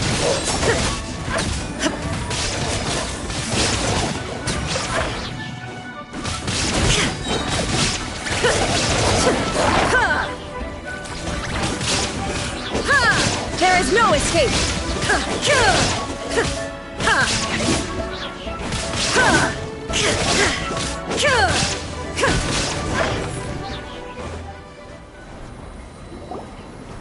So, this is what they were collecting. It looks... yeah.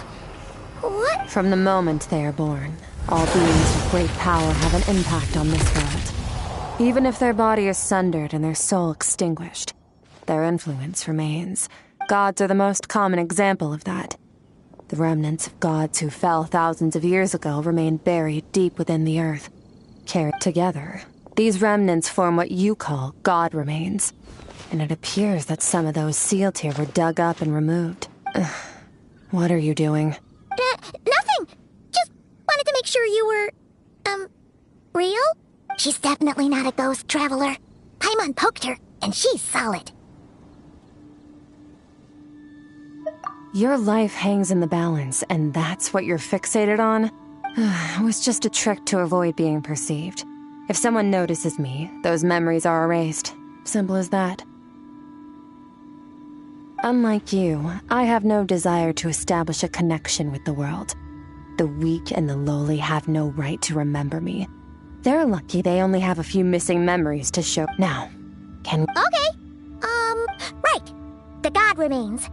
So, basically, in our experience, god remains are 100%... Maybe it's a good thing by human standards, but power doesn't come from nothing, and it doesn't just disappear for no reason.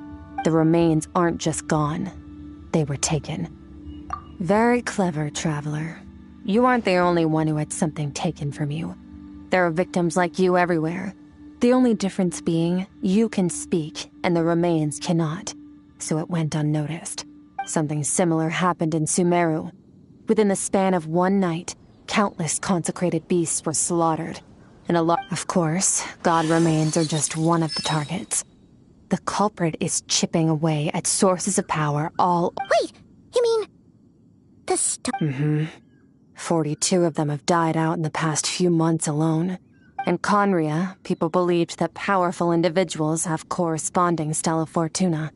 Even should that individual fall, their Stella Fortuna would not disappear. Yet now, stars are disappearing from the skies entirely. And it's not hard to deduce what's happening to the power they... Something has been leeching power from this world, like a parasite steals nutrients from a host. And this time, it only took a fragment of your soul. But next, no one knows. All I know for certain is that, considering how much power this entity has stolen, it must be a god-level being by now at least. But that's not the real concern. Souls are so... We're going to help each other. You are my ticket to uncovering this thing's true identity. Well, great! You seem super strong, and you know a lot about the Abyss, so... Paimon... Don't get all mushy on me. All I'm doing is helping you get back to normal after a sudden crisis. And I should warn you, getting mixed up with me can have unforeseen consequences. We're on very different journeys. You don't want to be in... You help me uncover the truth behind this entity, and I'll help you recover what you lost. This is a transaction. You would do well to remember that. Now. Yeesh! You'd think she'd be a little friendlier since she's agreed to help us. Well, whatever. If that's how it's gonna be, then she'd... Paimon's got it. Frosty the Lava... Anyway, the important thing is that we get that piece of your soul back.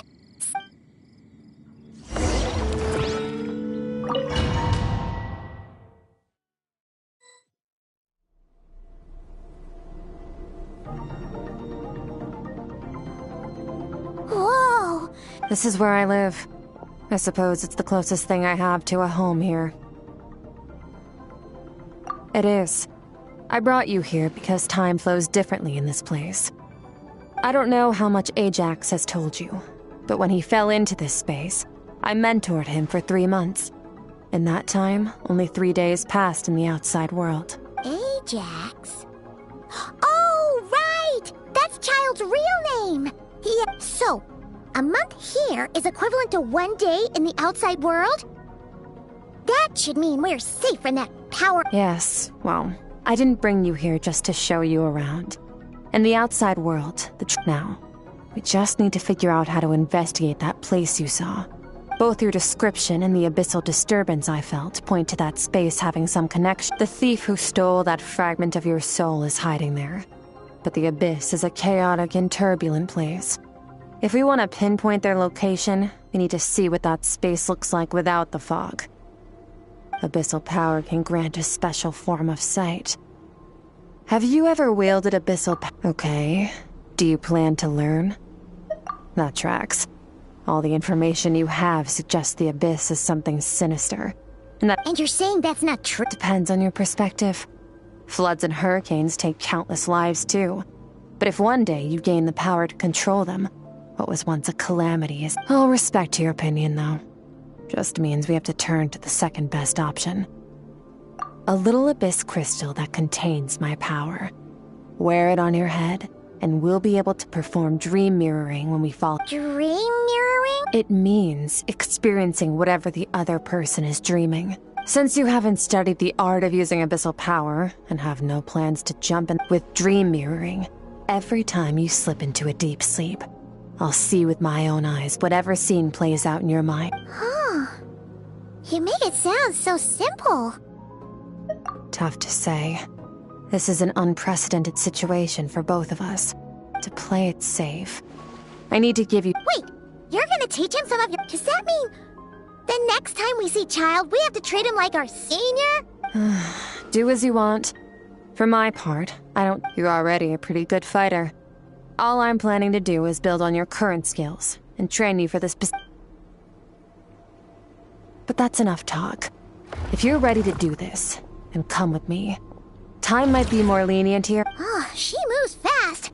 Paimon. So, special training, huh? The last time something like this happened was probably anti-Raiden Shogun training, right? Oh, Skirk seems pretty strong too, though. Remember how she said that the all-devouring narwhal was just her master's pet?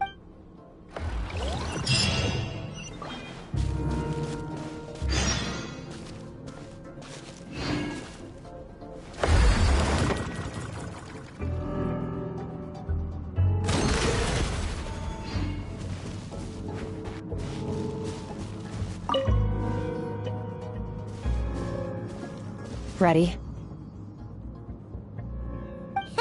Your training will be split into 3 stages. Testing your blade work. We'll start with blade work. You're no rookie in this area, so I won't bore you. During your long journey, you've no doubt sparred with a lot of talented sword fighters. You bet! There's Kaya, Master Jean, Kuching... Oh, and you sparred with a bunch of them too, right? Don't get too smug. In sword fighting, techniques alone are not enough. You need a coach to use the human body as an analogy. Your style is your skeleton, the foundation, the framework. Improving your sword fighting is like growing that body. If your frame got bigger and taller, but you didn't add any muscle mass, you'd be weak and flimsy. You need to do some introspection. Take a good, hard look at your past experiences. Only then will you get the full utility out of all your thoughts and observations along the way.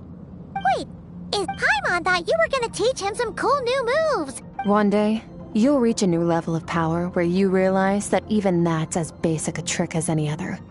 But right now, our sword styles are so wide. There are no shortcuts in the pursuit of power. Failure is your best teacher. That's all I have to say. Time to make a start. Now focus. Destroy the crystal columns as swiftly as you can.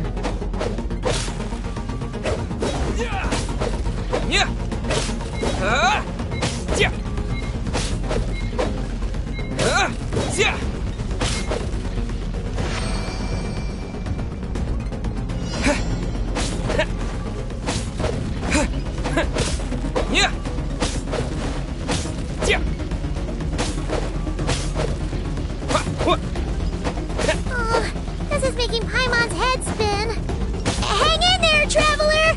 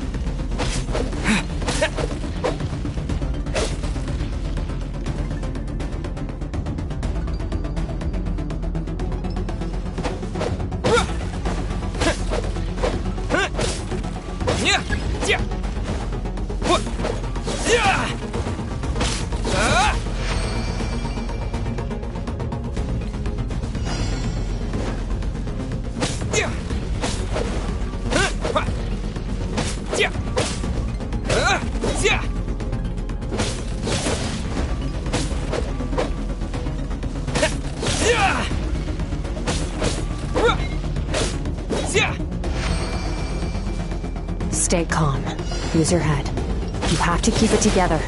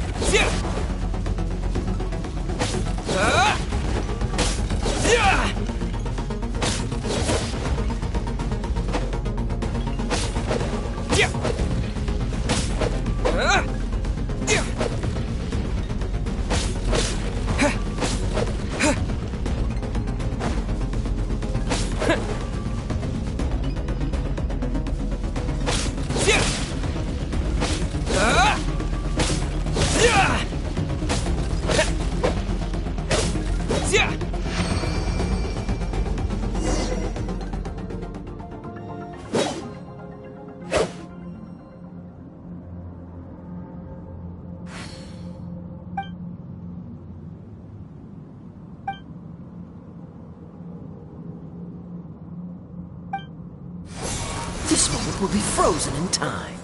Cut to the chase. Consider a moment of true mastery that you've witnessed in another person, and now take that and practice it right away with speed, skill, and strength. Step on up.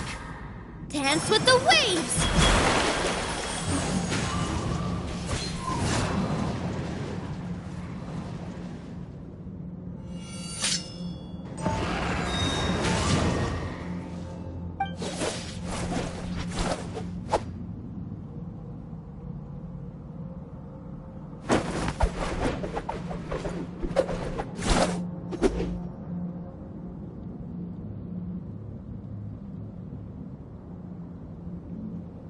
If you start to tire, empty your mind, but do not stop.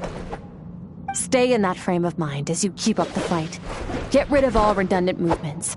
Imagine your sword is an extension of your own body. 'Twas on a deserted, moonlit night that the hero approached the vile dragon's limpid lair. Rain Cutter! Feathers fleeting wet, the white heron treads water, a sight without flaw. Master of Inazuma Kamisato art Tachijutsu.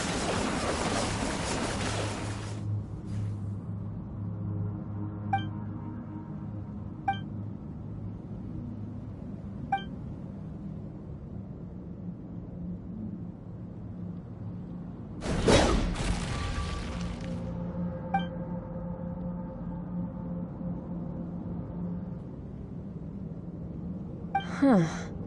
Looks like you've made some real— Awesome! Paimon knew you could do it! How do you feel? As you should be. Time flies when you're training hard. Yeah. Meanwhile, Paimon's had a whole bunch of— Go get some sleep. I'll be doing the same very soon. Let's hope you see that foggy—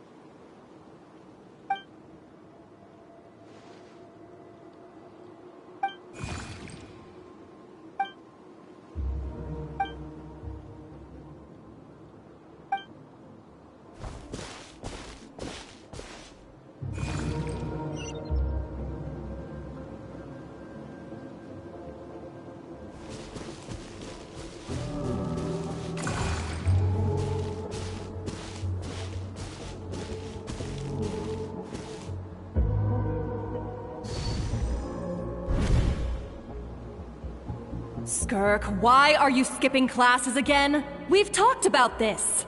'Cause he's a crabby old man, and he's a boring old man. I don't like going to— Excuse me! You shouldn't talk about your All right, let's not get into a big fight about this. Skirk's learned what she needs, but I'd still love to hear about what you got up to yesterday. I went diving, and I saw this huge fish. I never knew they could— Oh, and today, I'm gonna go to that prairie up north. There's supposed to be this giant bird there that can spit fire. I bet if I climbed on its back, it could fly me all the way to the stars. Then I suppose your old— When it's time to eat, I'll come back on my own, Zilly. Anyway, gotta go. Bye, Mom. Bye, Dad. Wait! Put on a coat at least. You'll catch a cold. You spoil that child, you know. Ever since that merchant ship arrived, she practically lives outside. Always— let the kid do what makes her happy. Besides, we both—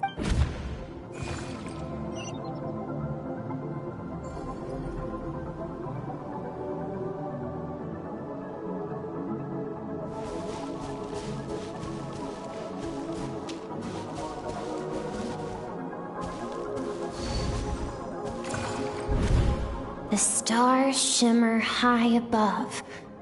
But what lies beyond the stars? Mountains as far as the eye can see. I can't be the only one asking these questions. I'm sick of being a kid. But for now, I'm stuck.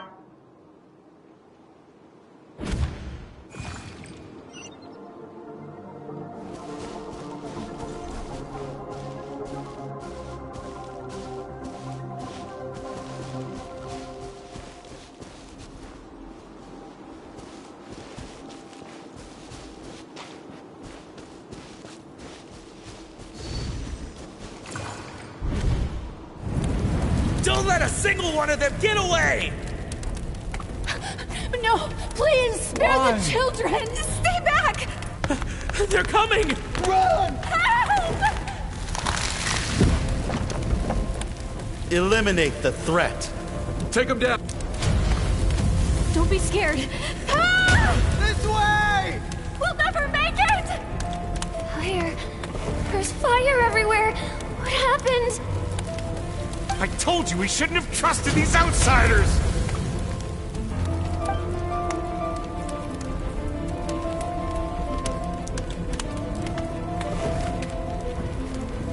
Why are you doing this? What did we do to deserve this? We welcomed you with our finest food and drink. Run! Save yourselves! Captain, Zone 3 is clear and we have Zone 2 surrounded. Begin extermination. Remember the orders from upper command. No. Rest assured, sir. We have enough munitions to annihilate these savages and burn their entire civil— Good. The only ones who put up a real fight are that man and his wife, correct? We shot the man in the ankles and the wife broke her wrist attempting to fight back. They won't be doing much more fighting. They're holed up in their home for now, but they won't last long. To prevent them from making some kind of last stand, we're planning to clear out the other zones first so we can send a bigger squadron to surround them. Well. Turns out some of these— Let them cling to what's left of their lives for a little longer.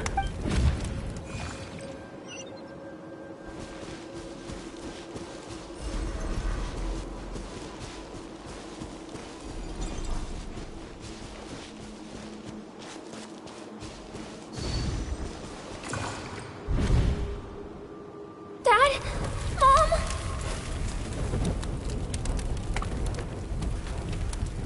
Skirk! You're alright? I'm so happy to see you, sweet girl. But you need to go. What happened?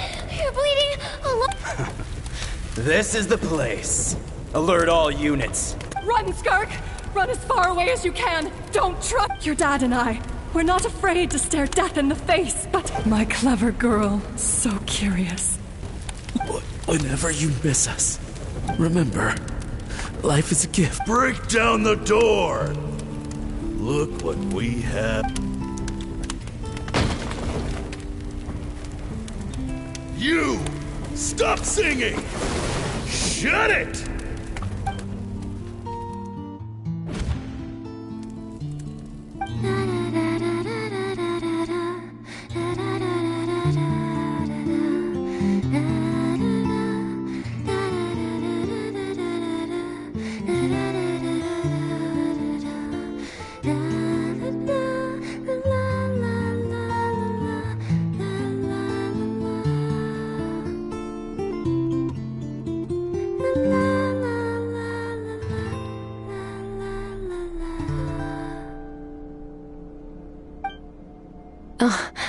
You're awake?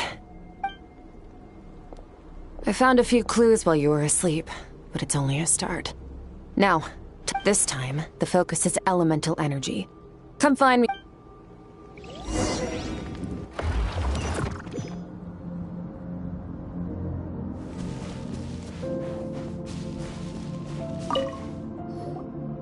Man, staying in the abyss feels so surreal, don't you think? No day and no night. It's like time hardly exists. If we weren't careful to keep track, well, except for the fact that Paimon still gets hungry like...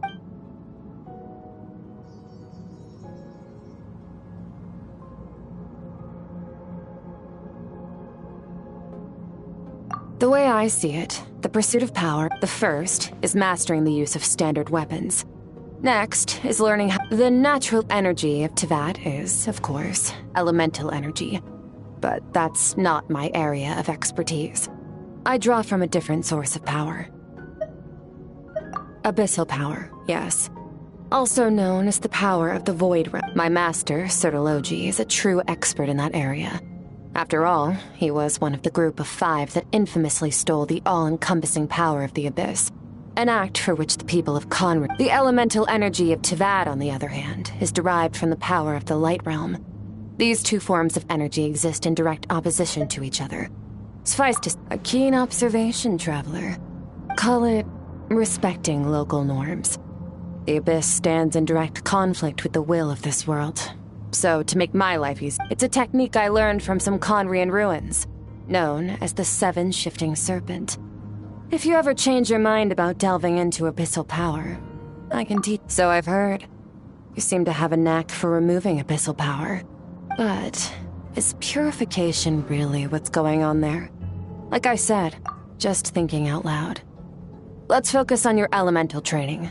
That's what's gonna help us if the situation gets... True growth comes from adversity.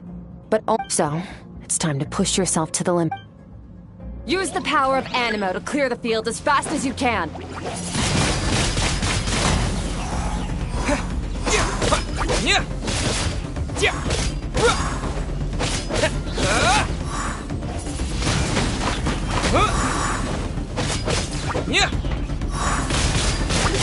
Wind blade! Disappear!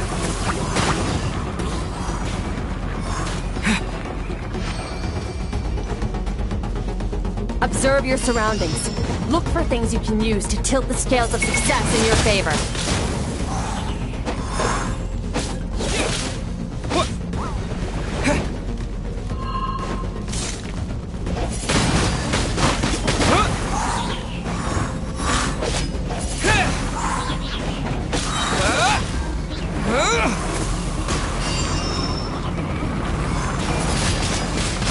Wind blade!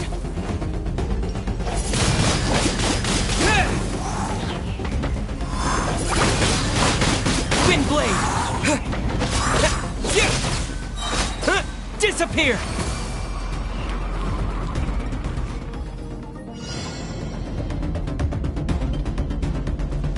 Use the power of Hydro to destroy the spikes.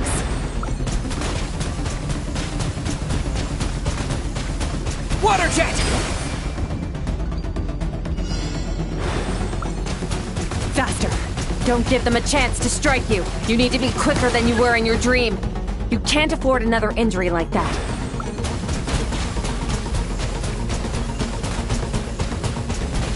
Water jet!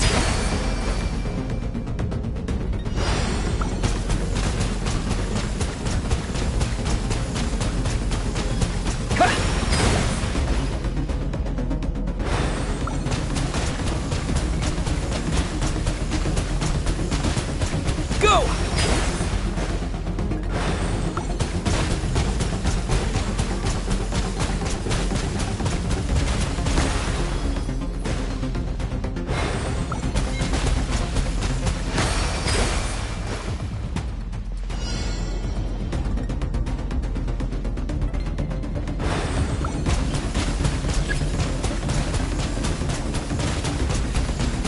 Water jet!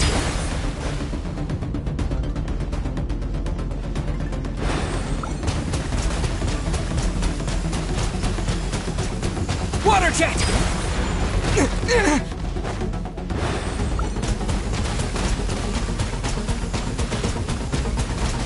Go!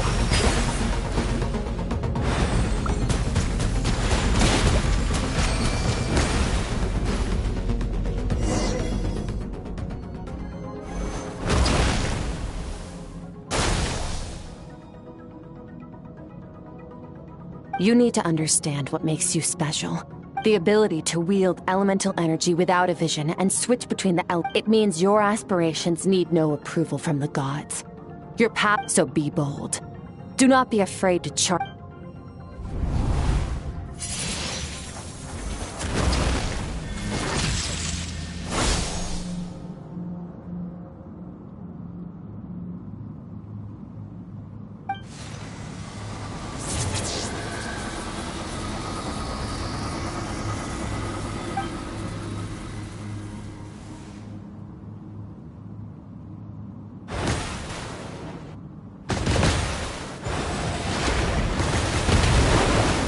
Very good.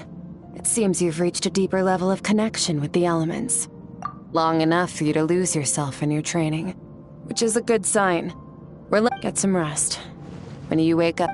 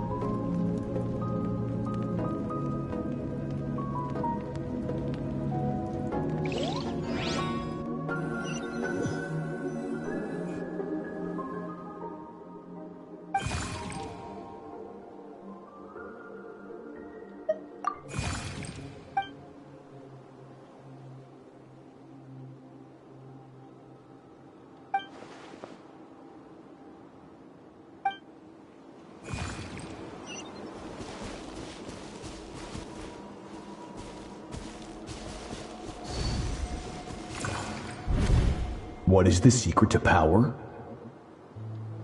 Longing, hatred, self-preservation. No, it is fear. The fear of losing those you love. Fear is the source of evolution. It forces humanity to... That fear is now part of you.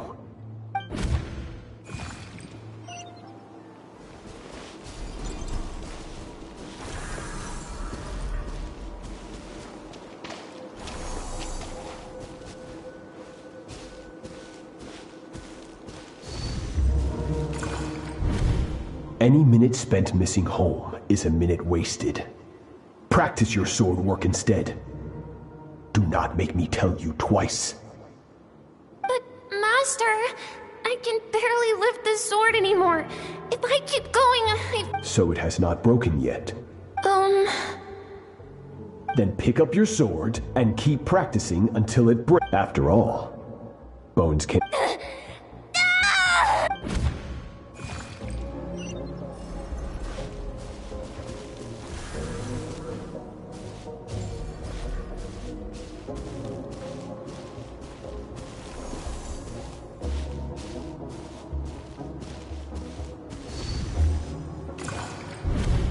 Good, Skirk.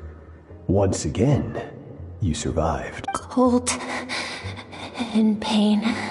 These are signs that you are adapting to the abyss. Each time the flesh is torn and the spirit crushed, each time you... I now understand why these people sought to destroy your homeland.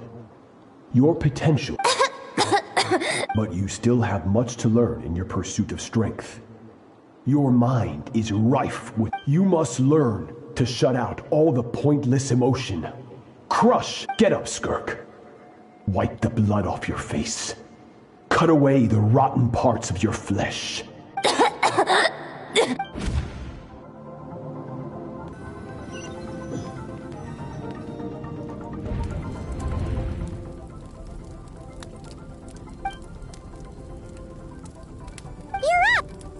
Hopefully you got some good rest. Skirk said to tell you that she's ready to start the final stage of your... So, wanna head over now?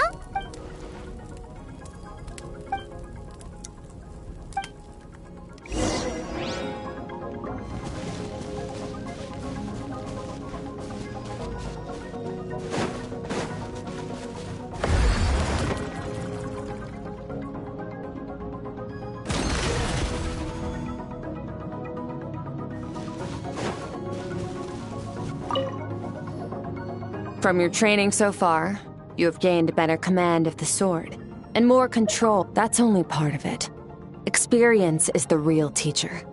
Your journey, the friends you have made. Now, it's time to focus on how you react under pressure. You must be able to think rationally, even in unpredictable... Ready?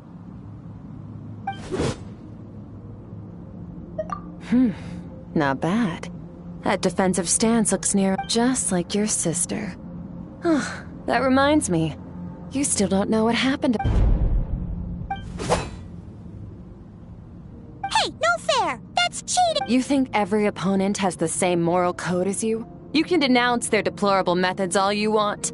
But strong emotions will always arise in combat.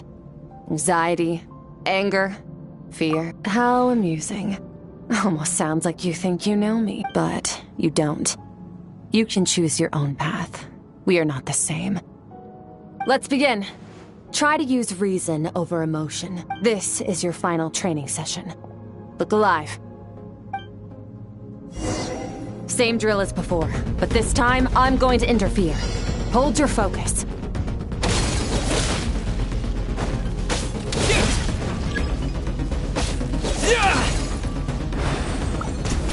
Water jet!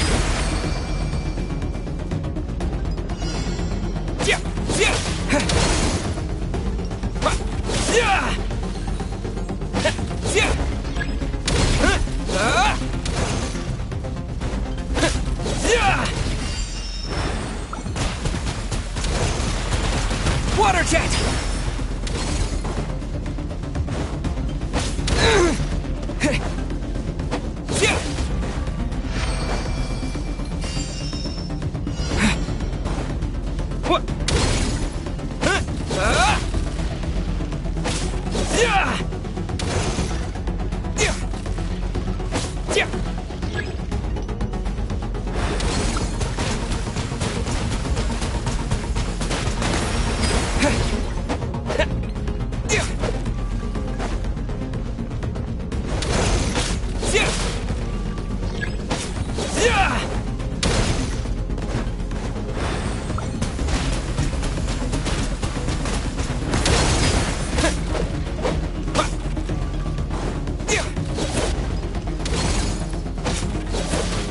Not bad. Better than I expected.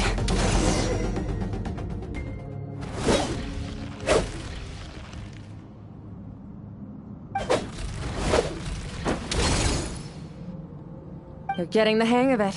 The first step to controlling your emotions is controlling your mind.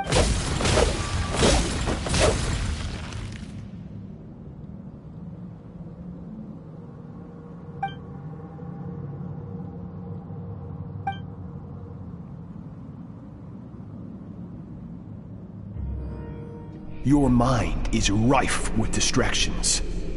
From now on, I shall show no mercy. You must learn to shut out all the pointless emotion. Crush the self that makes you weak.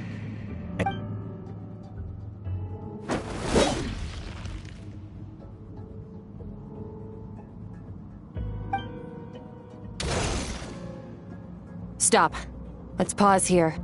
One look, and I can tell your mind has wandered. That's to be expected. There's a limit to how long a human being can concentrate on one thing. Staying calm and focused.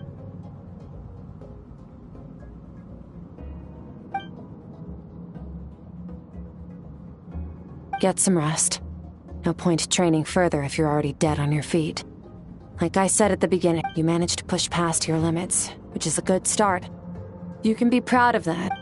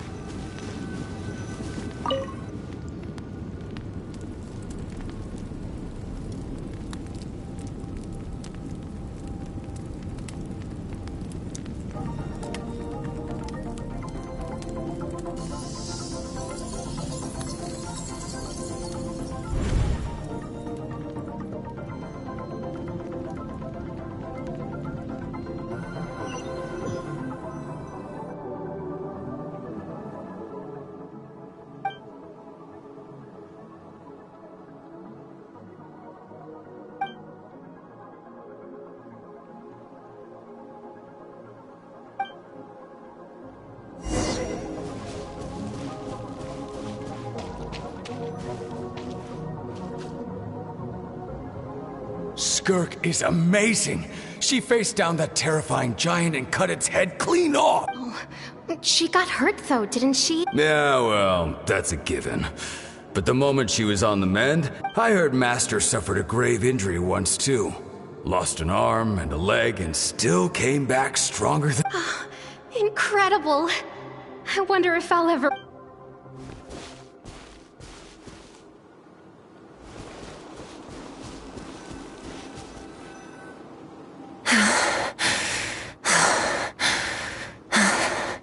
Pathetic. You're not even trying. You're so much weaker than you think. Skirk, have you become a positive light in this world? Do you even remember how many of us perished in that fire? How many bodies were left? Keep your gaze fixed on your blade. You don't deserve to rest. I have so many questions. I just want to jump in a spaceship, explore the whole universe. Now, you must bid farewell to who you were in the past and become someone stronger. Run! Skirk! Run!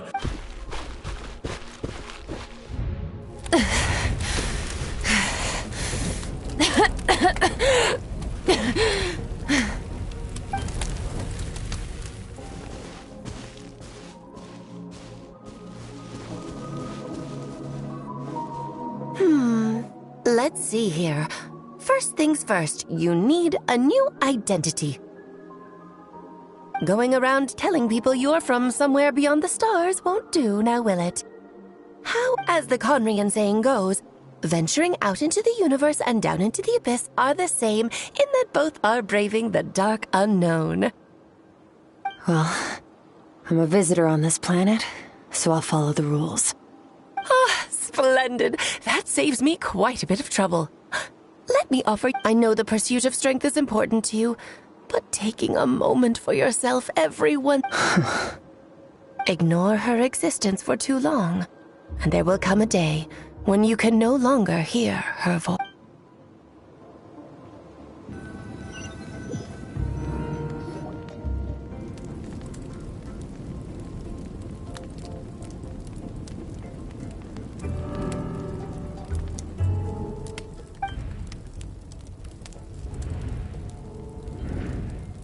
You're awake! You must be starving, right? Ta-da! A barbecue feast just for you! Of course you are! That's why Skirk and Paimon got this all ready. Ah, well, if you're around someone long enough, it's bound to happen. Plus, Skirk can cook. So, Paimon... Here's an idea. Let's save the chit-chat and...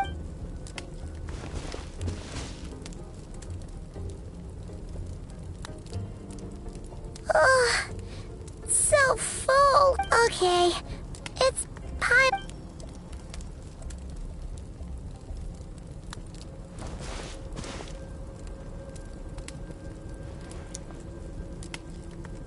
I have good news. First, your training is complete. You have what it takes to wield immense power. Now it's just a matter of putting it into practice. Second, I've located the culprit we've been searching for. Next, we just need to retrieve the missing part of your soul, and our business will be When Ajax trained with me, he once told me he was bursting with questions. So I allowed him to ask me 3 of them before he left. You and I may never meet again, Traveler. So if there's anything you want to ask me, now's your opportunity. Just like...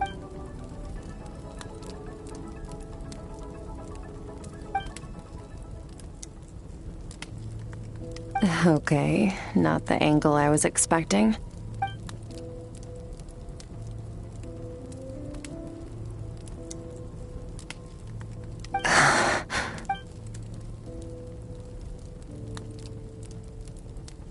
I knew that was a possible side effect. Closed off my mind, even with the dream mirroring. You should have seen nothing but endless darkness.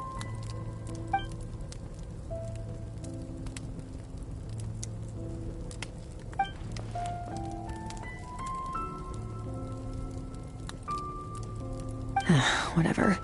Must have been a flaw in my execution. I shouldn't be too surprised. Since you've seen what you've seen, there's no reason to hide the truth. No, I'm not from Teyvat. I'm from a different planet. And there was a time when I journeyed through the stars. No, we're different in that respect. You're influencing the fate of this world. But me, I'm just Pat. Several hundred years ago, my master, Sertologi, opened the border between worlds and sent me here. But this is not my home. And one day, I'll return to the vast unknown of space.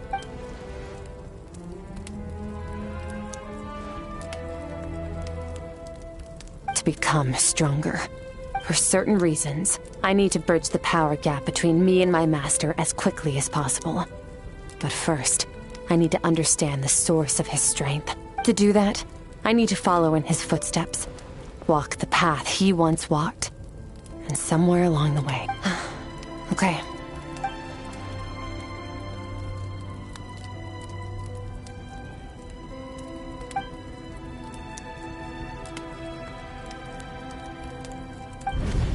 You make it sound so easy.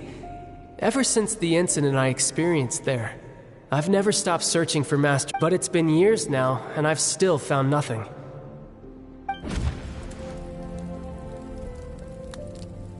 Well, you're allowed.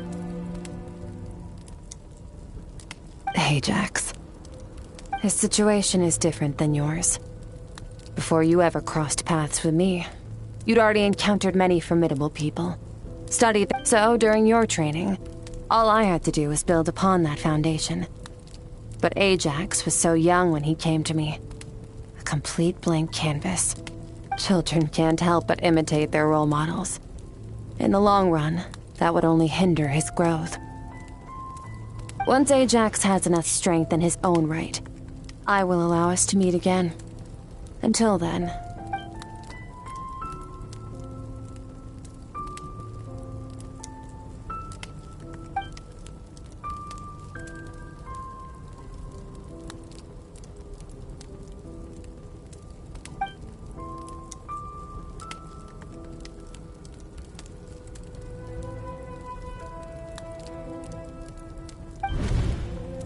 Unlike you, I have no desire to establish a connection with the world. The weak and the lowly have no right to remember me. They're...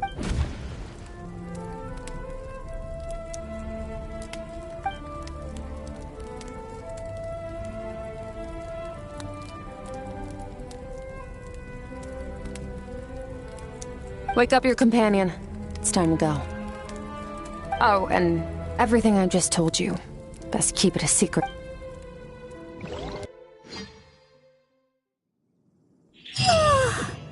Time to go. Oh, finally.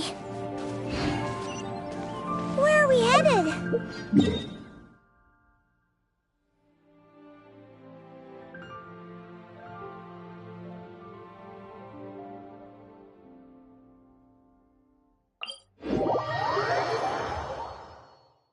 Just follow me. I'll open an abyssal rift close to the culprit's location. It will take us to where he's hiding.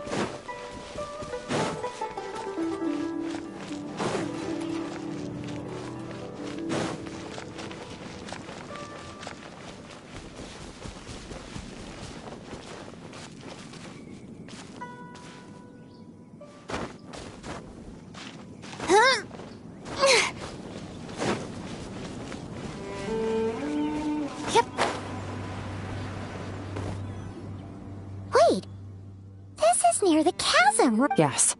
If we enter from here, we'll be able to reach that place from your dream. You have some experience with abyssal domains by now, but still, this is someone else. Don't worry. Paimon's an expert at hiding behind... Oh, but, that means you need to stay safe, traveler. All right. Remember your training.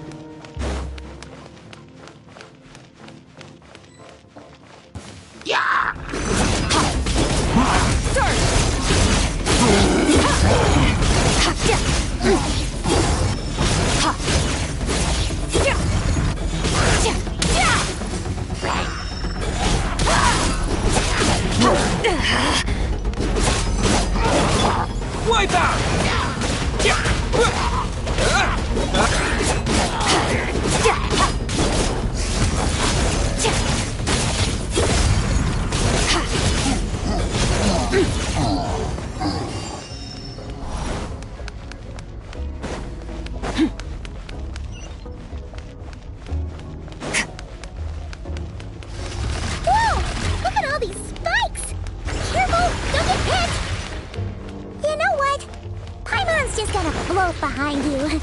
Come on, you got this.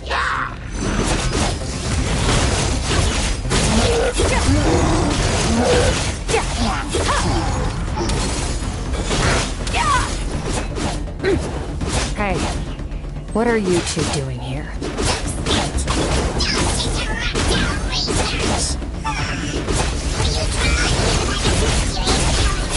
Dusty, like an abandoned house.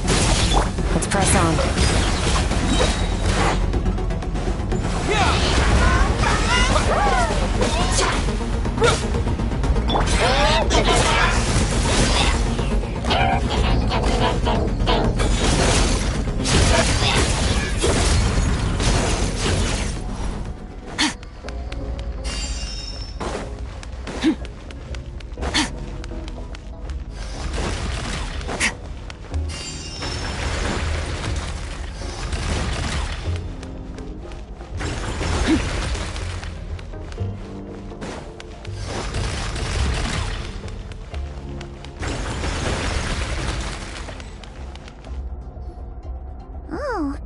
Looks like this is a dead end.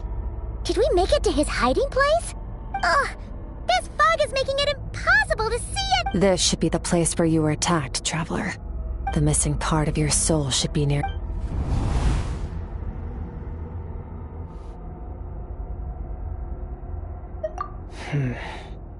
Our opponent must have covered his tracks just...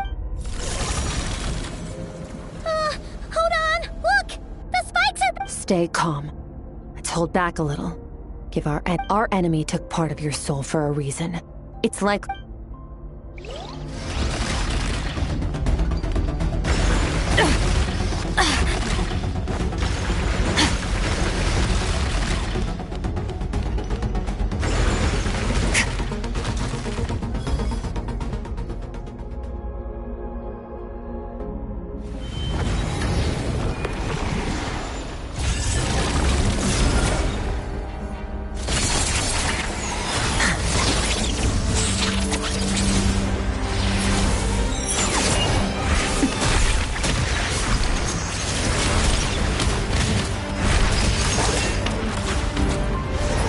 From the start, the attacks have been focused on me. Trying to break through my defenses? I see.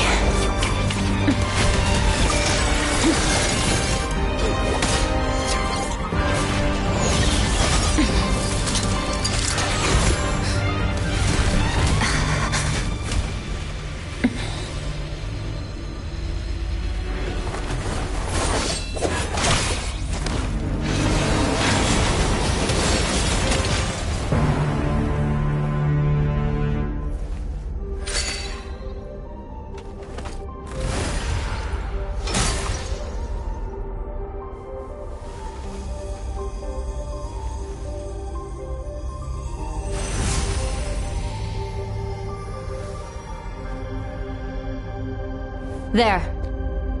I got it back. Traveler! Skirk! What happened? It looked like Skirk just got... In the Grayley Plains, you asked me why this enemy chose you as... Now, the answer is clear. It's not just the fact that your strength is impressive, whatever that actually means. The fact is, that ability allowed him to do something that should have been completely impossible. Namely, break through my defenses and steal my power. No, he couldn't have known I'd come to his domain. He only stole your soul fragment because he knew the value of its power. Call it fate, if you want. I believe that's the term they use in this world. In any case, it works to our advantage. Once I realized what he was using that power for, I'll cope. Well, done gorging? Good. Time. How did you get the power of the all-devouring narwhal? The all-devouring narwhal? Oh, of course! Paimon knew that spike thing looked familiar. I highly doubt you acquired that power through your own strength. You're desperate enough to scour the land for god remains and whatever vestiges of power you can find. That alone proves you wouldn't be able to defeat a creature like... Which leaves one possibility. You know my master, the Foul. The Foul? Empires call him foul.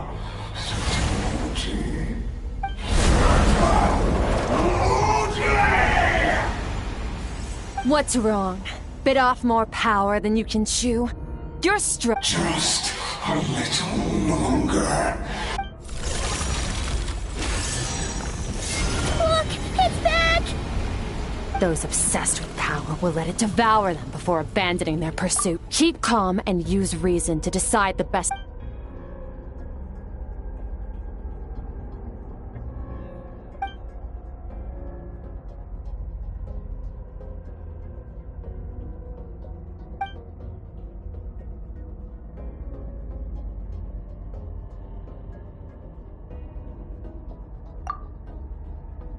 Wise decision.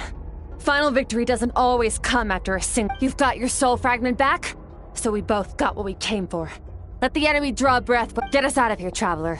You'll need to lead the way this.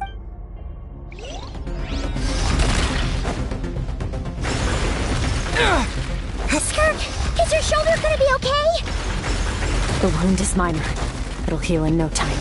You should focus on getting out of here alive instead. Uh-oh! Falling spikes! Run!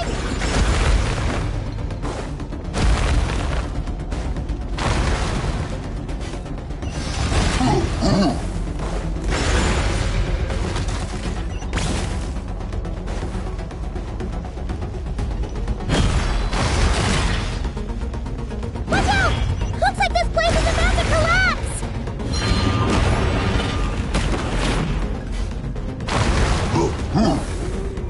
So, this guy's power has something to do with the all-devouring narwhal. Did you know that all along, Skirk? I had my suspicions. That's why I decided to investigate in the first place.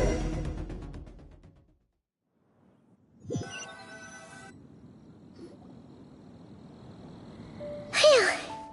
Oh, I no longer sense his presence.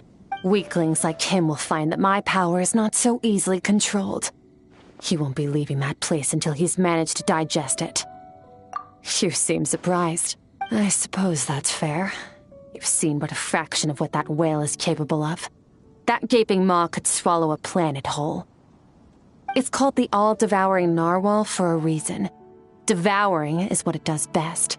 It can extract power from anything, dead. yeah. When we had our run-in with that thing, Rivulet mentioned... Your dragon friend recognized the nature of its abilities and used the power of Hydro to protect you. That worked because it was in a satiated state, so it was somewhat a different story when it has no more power to feed off of. That's when its true voracious nature kicks in. It could devour everything on the planet in that state, which is why but I hadn't counted on there being anyone left on this planet capable of wielding its power. To me, that says he must have encountered the whale a long time ago. Exactly. It told me everything I needed to know. Hence, and I believe that brings our transaction to an end. Now that you're whole again, you can... No way! We can't leave now!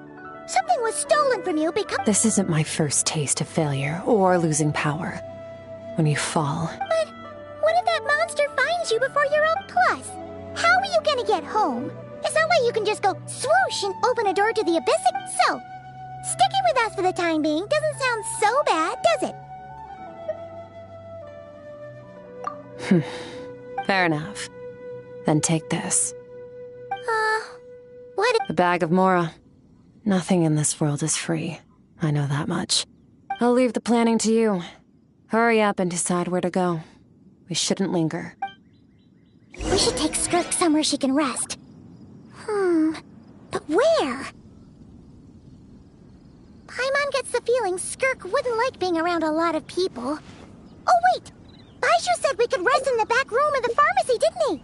Let's head there!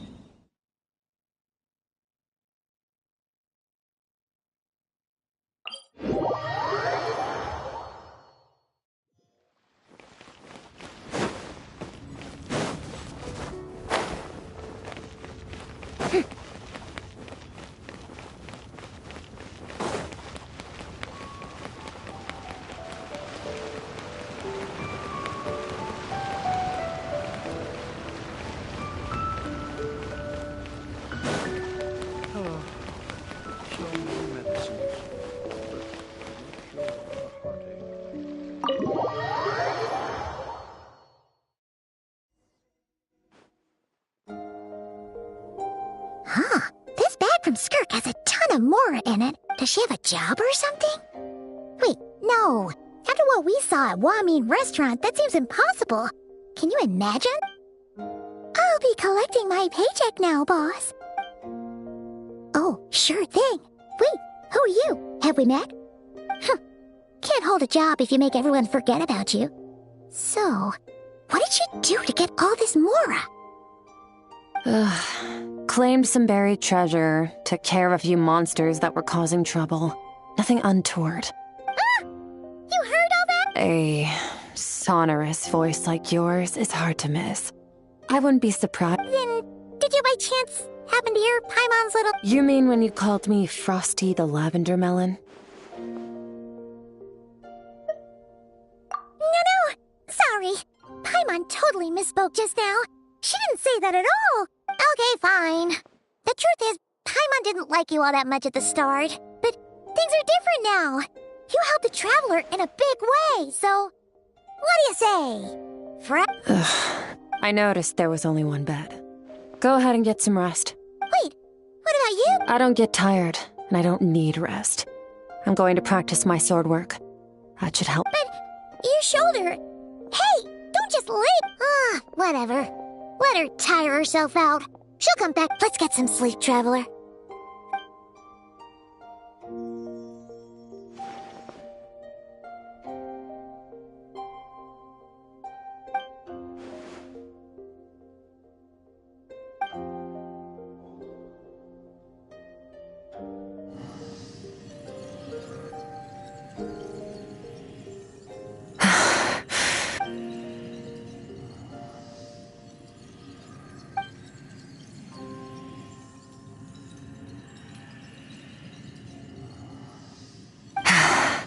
Quiet.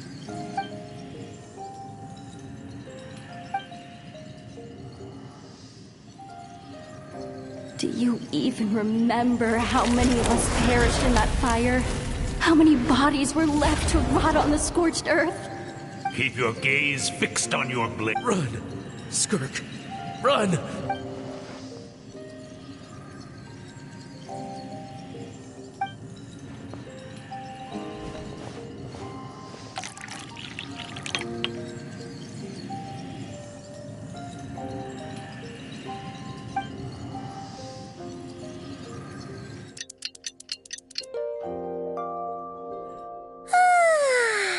Getting an early night's sleep is the best. Wait, Skirk? Have you been sitting out here? About 60%. Maybe. Whoa! Paimon thought it would take at least a couple of days. That was fast. No, not fast enough. That's 20% less than last time. Same training regimen, same intensity. Nothing felt different. But no, I think I need to meditate for the next 2 days. Deep introspection should help me find the issue. Ooh, sounds intense. Thanks. See you.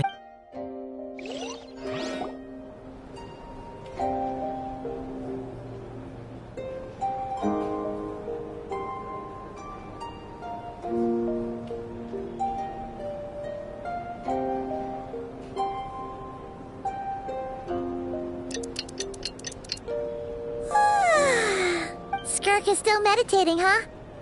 It's been 2 days already. Paimon can't think of anything we can do to help. Be right back.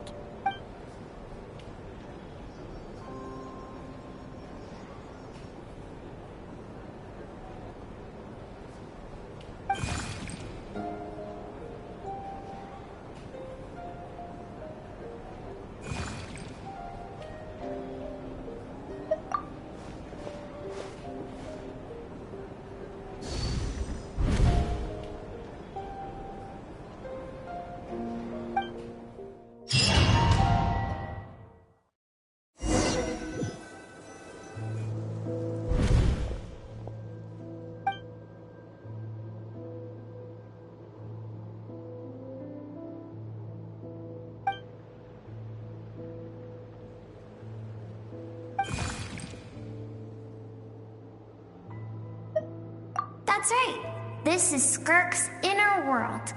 Think of it as The threshold between the soul. This isn't your first time here, but what you remember is probably a space covered in darkness. I only Actually, it's my first time talking to someone like this. I only managed to break free and bring you here because the injury weakened her power.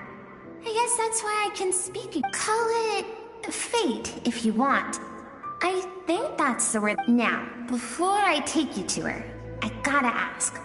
You're the first outside visitor to ever come here, so what's your impression? Oh, you noticed. This river represents Skirk's strength. Strength accumulates over time.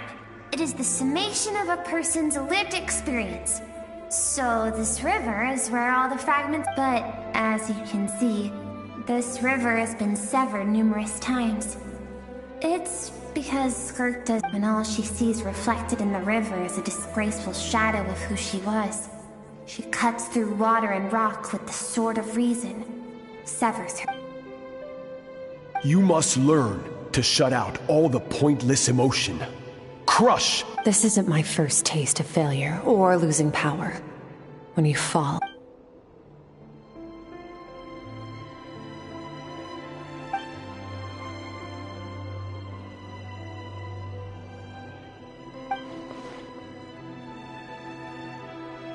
The answer to one mystery invites another question. Let's follow the river upstream. There among the cliffs, among the memories at...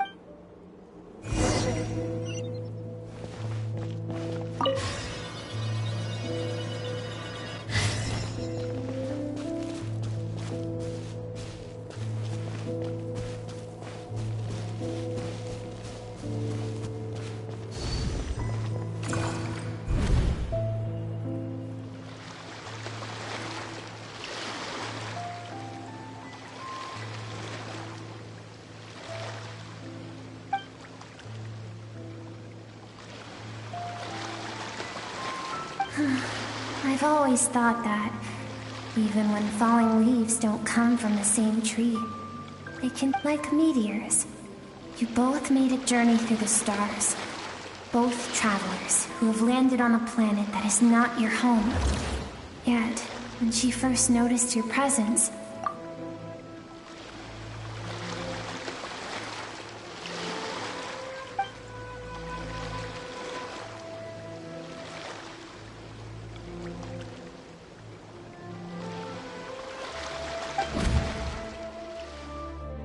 seems like you've answered your own question.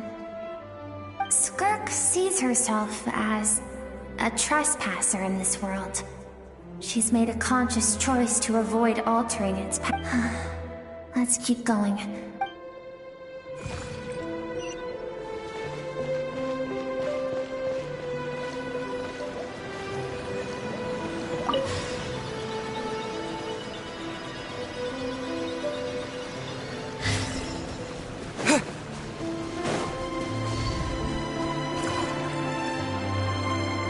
Now have what it takes to wield immense power. From this day forth, I shall teach you no more. No one can become a worthy warrior through imitation alone. I have given you fangs and claws. You wish me to travel the world beyond on my own, Master? Indeed. Make new friends. Embark on your own journey. We will still have contact through the Abyss. But know this. One day, I will take the life you worked so hard to rebuild. Why? I have told you before. Fear is the catalyst for human evolution. You have tasted loss. You have known fear. But as living beings, we all have an instinct to detach from that which harms us. Yet now, I have bestowed upon you the gift of fear eternal. It will drown you in the night.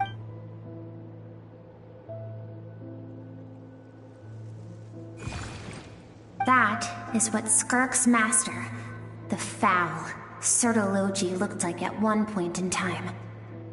Of course, as a higher being, physical form, he could appear as a beast, a human, or even a monster that defies description.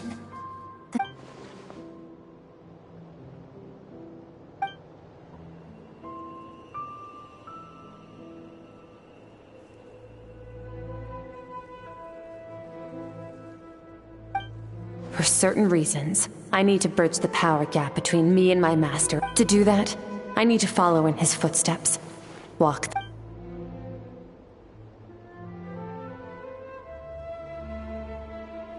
I'll let you in on a little secret. The real Serology is terrifying.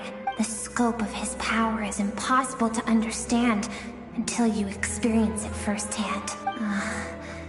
Shall we?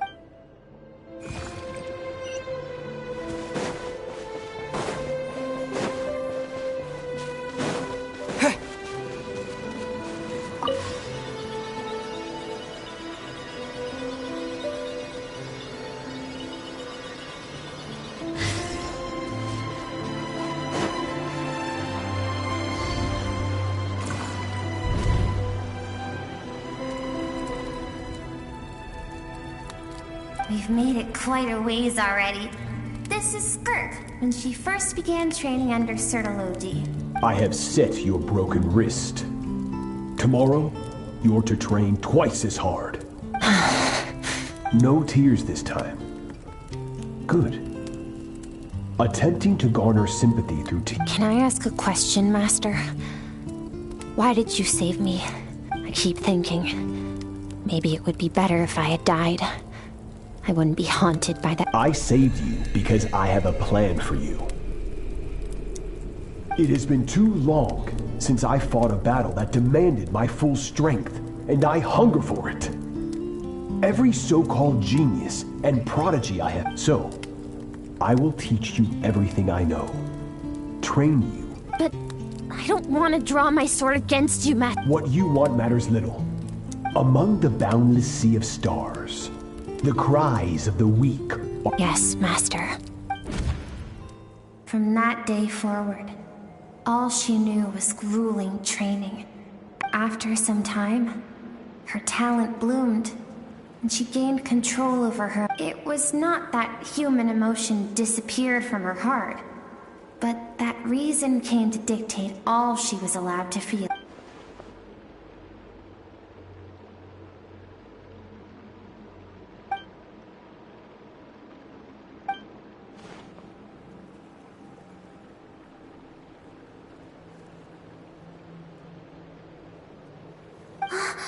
We're nearly there. I almost don't want to reach the end.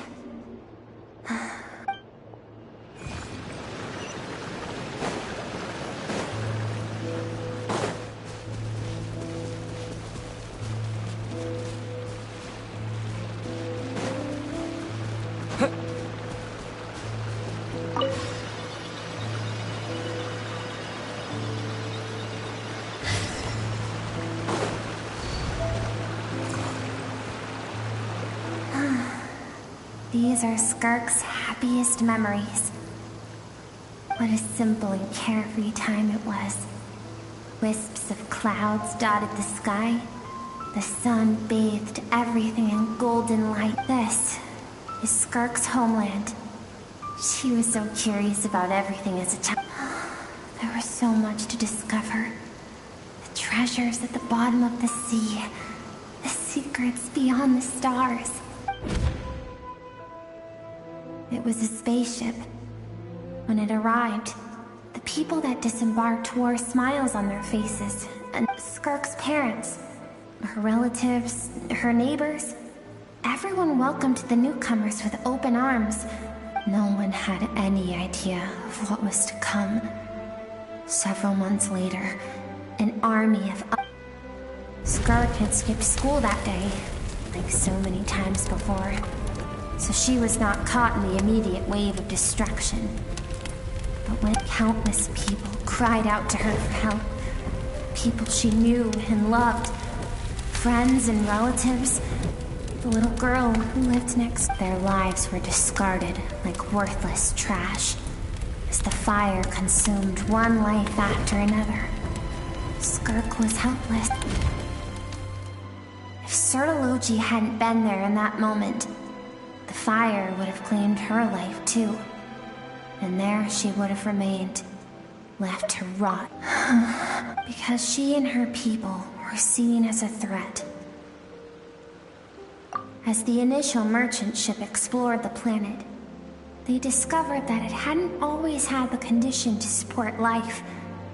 Yet there was evidence of human act. Further research revealed that, over time, the people of this planet had evolved for that reason, the outsiders viewed them as a potential threat, and decided to... Senseless, isn't it?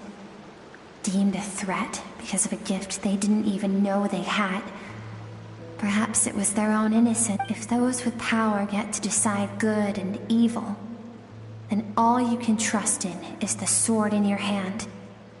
And so, before death could claim her, she ran. She ran and never stopped. No one wants to relive their most painful moments. Skirka's waiting over there. Let's go to her. It's time to fulfill my purpose.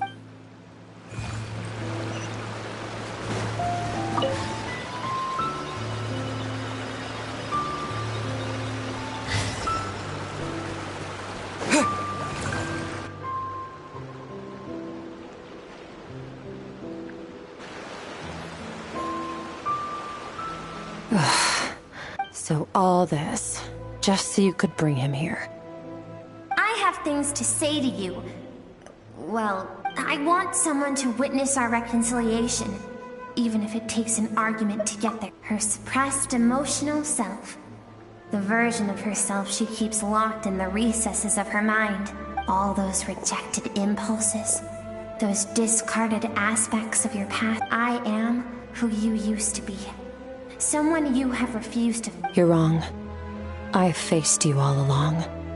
And that's your existence makes me weak. Moments of joy and longing are when we... Don't forget, it was a penchant for goodness over reason that doomed our homeland in the first place. Even so, learning from the mistakes, strip yourself of your so-called weaknesses. Emotions like kindness... The difference is that I'm doing what is right, what is necessary. I allow you to exist, but with limited freedom. That is the greatest. I've shouldered everything you couldn't carry.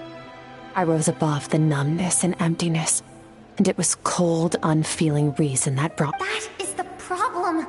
I want to shoulder those on the grand scale of the entire universe. Maybe our feelings are vanishingly small, but why think back to those nights of gazing at the stars? Those afternoons of exploring the unknown. Think back. That isn't what we need. It's exactly what we need. Aren't you curious about why recovering your strength has taken longer than normal this time? Finally, you get to the important part. That is the only answer. And look around. Look at your inner... You cast aside your dreams and curiosity. And in doing so, you lost your original motivation. Now, the only things driving you forward are fear and survivor's guilt. But these cannot... And do you think that means I should seek help from a weak little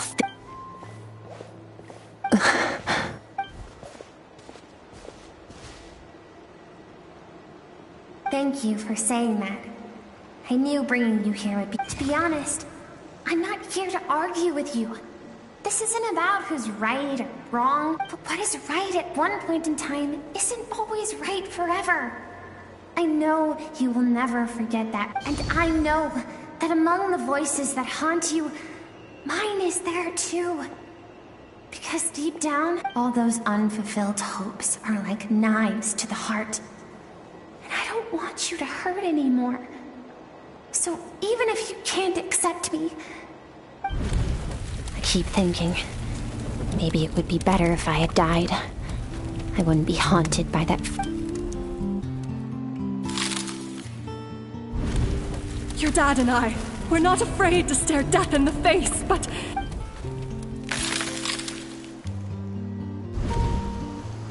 I'm sick of being a kid.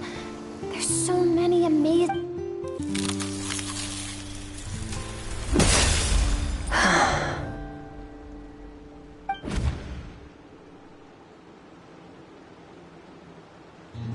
I remember. There was a song, Mom and Dad, dancing water. The sand along your path is begging for your... I am not the dancing water. And you are not the burdensome sand. I should be thanking you.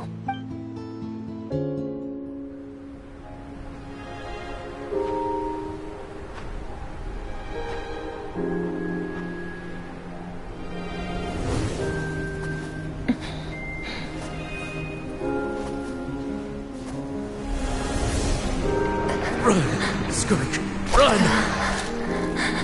Remember, leave no one alive! Heed my words, Skirk. Let fear take root in your soul. Did you survive? Why was it only you?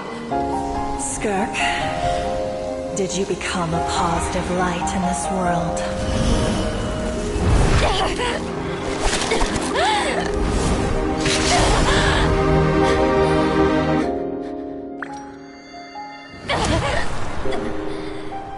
Hey, this doesn't have to be the end.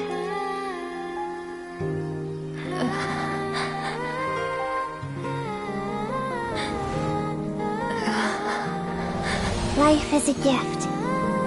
Don't let darkness claim it.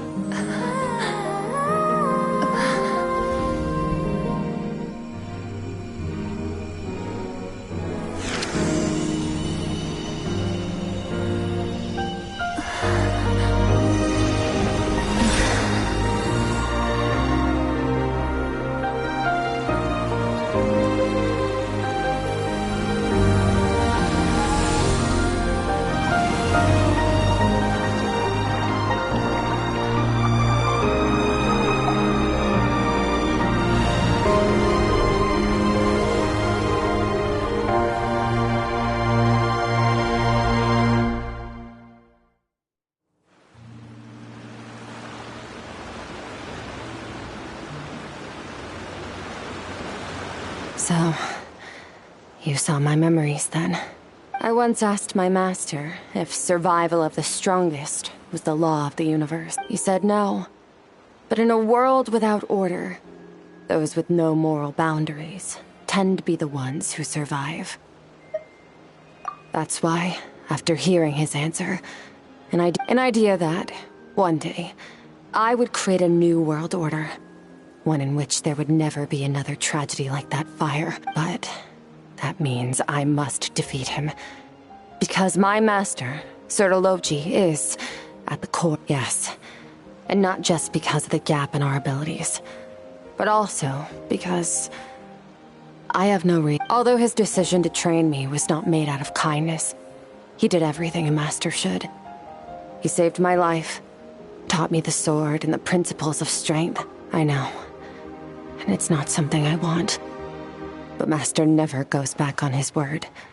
I have to treat everything he says as a promise. He's no longer into that, but he sends me messages through the abyss every now and then. Most of them are simple greetings. Every time I hear from him, my heart skips a beat. And I wonder if this is the moment where he'll finally appear before me and tear down everything I've built to pieces. Maybe that means I do live in eternal fear. Just like he said. Yes, I respect him, but I'm also afraid of him. I don't know what Master has planned, but I have to be ready. Help me?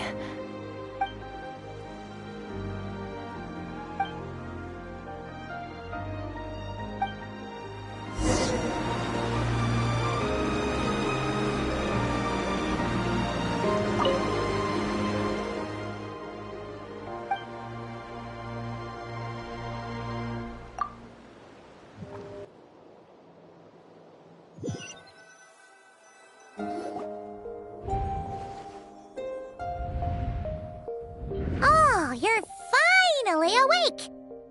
Honestly, Paimon was gone for like 2 seconds and then she comes back and finds you both. You're both okay, right? What does it look like?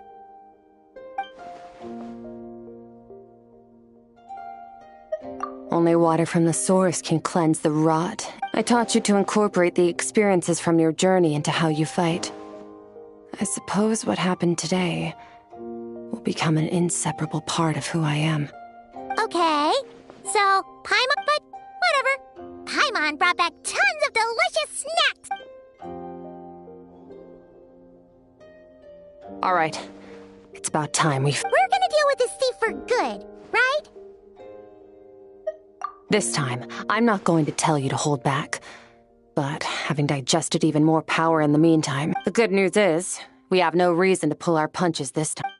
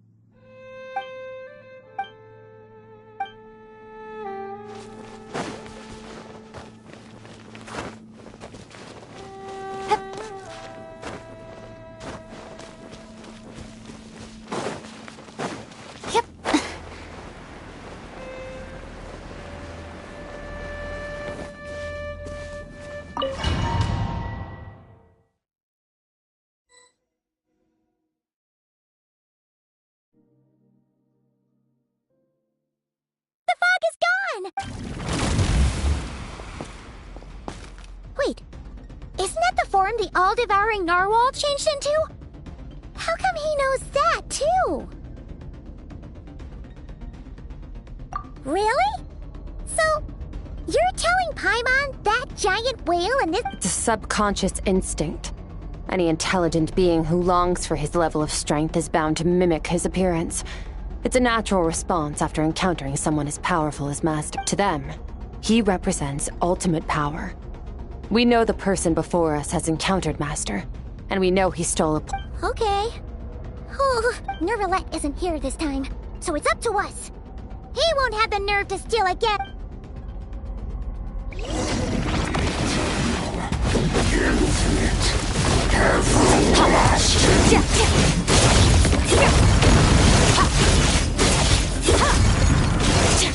Bombs away!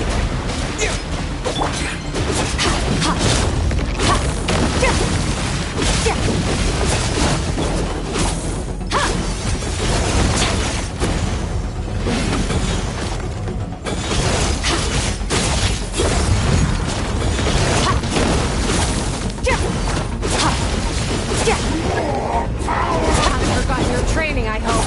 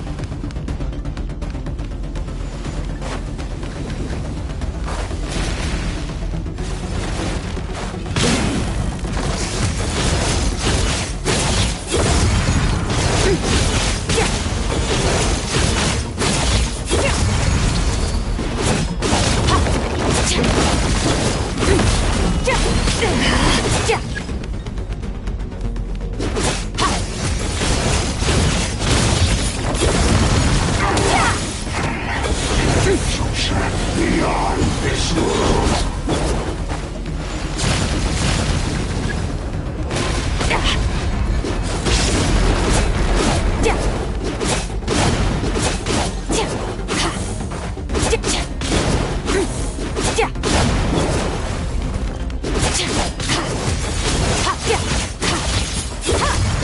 Mine to wield.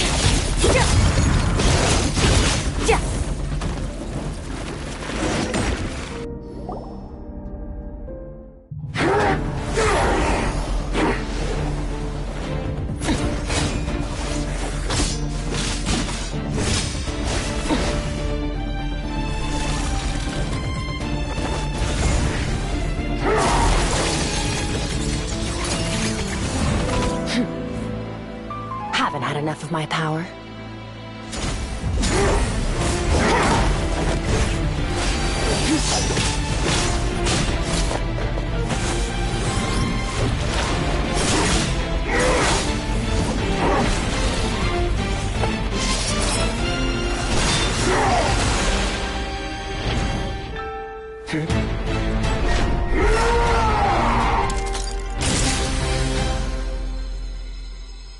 Well then, let's see how much more of this power you can handle.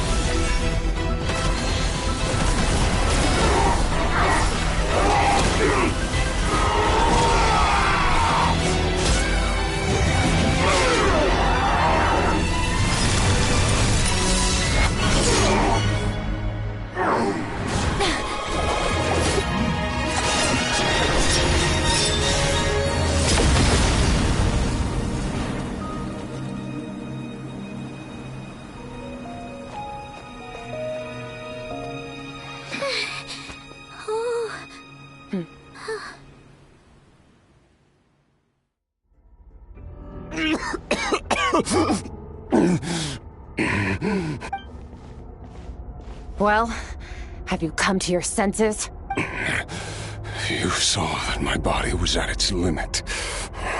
Such power. Such keen battle instincts. So... Skirk, Sertologi's disciple. How long has it been? How long has he been away from Tevat? Hundreds of years. Hundreds? Sorry. It's a lot to take in. I should introduce myself.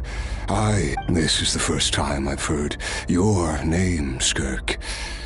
But... Hundreds of years? Sounds like you and Master have quite the history. Care to tell us about it? Of course. Might as well take advantage. I was born into a noble family in Conria. As the eldest son, I was set to inherit our title. But I trained the sword harder than anyone else, defeated all of my peers. But it was all in vain. Over time, my heart hardened, and I became... We were similar in age, but different in background. He was born in prison, the son of criminals who had been... Yet, he always wore a smile on his face, as if... I still remember what he said to me when we first met. You need to fight. That does sound like something he would say. He was the first to acknowledge that I was worth something. And he inspired me to keep going. When I was 10, he stole forbidden research materials and managed to cure my illness. It was like there was nothing in this world he couldn't accomplish. When it came to the human form, he was always intent on pushing the boundaries of possibility. But somewhere along the way, I fell behind. My talents... After his grand endeavor was successful. This planet no longer holds anything of interest to me, so I'm leaving. But first, I have an offer. I can use a power I have just refined to break the curse of immortality for you. Your death was once what we worked so hard to prevent. But the immortality you now face is a different kind of pain altogether. I'll pass. Immortality doesn't sound so bad to me. Since I can't die, it means I have an... Are you sure? I cannot say when I will return. All I can do is try. Wise indeed. Nevertheless, if you grow weary of the pain of immortality and wish to Disciple? Never thought I'd hear that word come. Nor I. But Vedifenir said I was destined to find a disciple out there in the universe and bring her to Tevat. You know as well as I Vetifanir's prophecies are never wrong. Well, all Vetifanir said was that one day the stars shall bow in her honor. Sounds... Of course. Only the most outstanding people would have the right to become my disciple.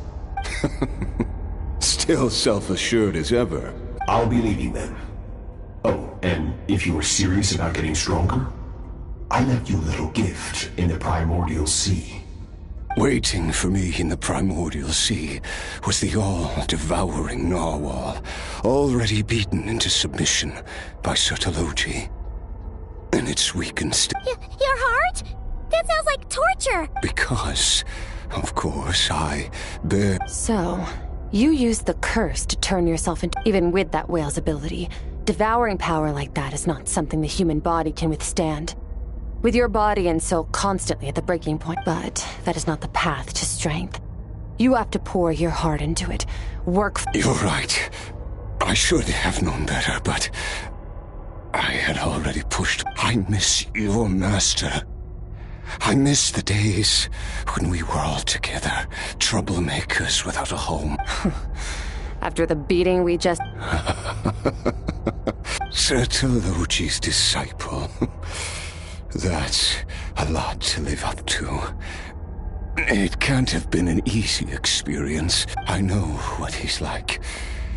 He rules with an iron fist, using despair and fear to We're like mountain climbers in the dark, never knowing... True. But I made up my mind long ago. No matter how dark it gets. Besides, after hearing your story, I suspect what Master really wants is not... Oh? Since you're his friend, you must have some things in... First time we came here, when you stabbed me through the fog and stole my power, I felt no emotion, but when you had to devote all your strength fighting me just now, I could feel joy and power. It was the joy of a researcher discovering the truth of the world. Interesting. I'm certain I didn't express... You're right. That battle brought me... Exactly. I think Master also craves a battle like that. One where his opponent forces him to use all his strength, unlock the extent of his potential, after which all can come to an end. Including, perhaps, for that very reason, good and evil are meaningless to him. Perhaps you're right. Perhaps that is... What a battle that was... Are you okay? Too many different kinds of power are surging through my body. I won't be able to hold on to my sanity for much longer. Sertologi once offered to free me from this curse. Now... I can, but not through death. It's not a suitable punishment for your crime. As an alternative, I can take your consciousness, along with all the power. The impurities will dissipate, and under the curse of immortality, your mind and body will regenerate. When that process is complete, you will be back to who you were before, but it will be a time-consuming and painful process. I accept. I have faith that you'll be able to stand against him one day. If we are climbers in the dark, at least. I will reach the top of this mountain. And you, Skofnunger, will be my witness. At the end... That's finally over. Let's get out of here. At least we don't have to make a mad dash for the exit like last time.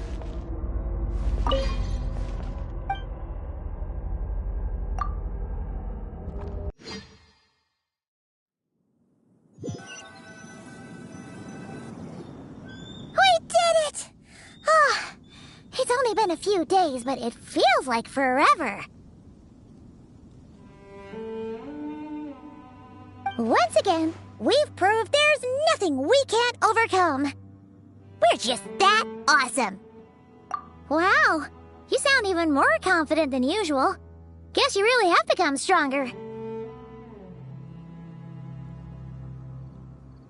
Today sure went by fast. It's night already.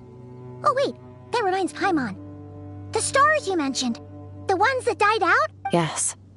The power Skofnungur stole has been returned.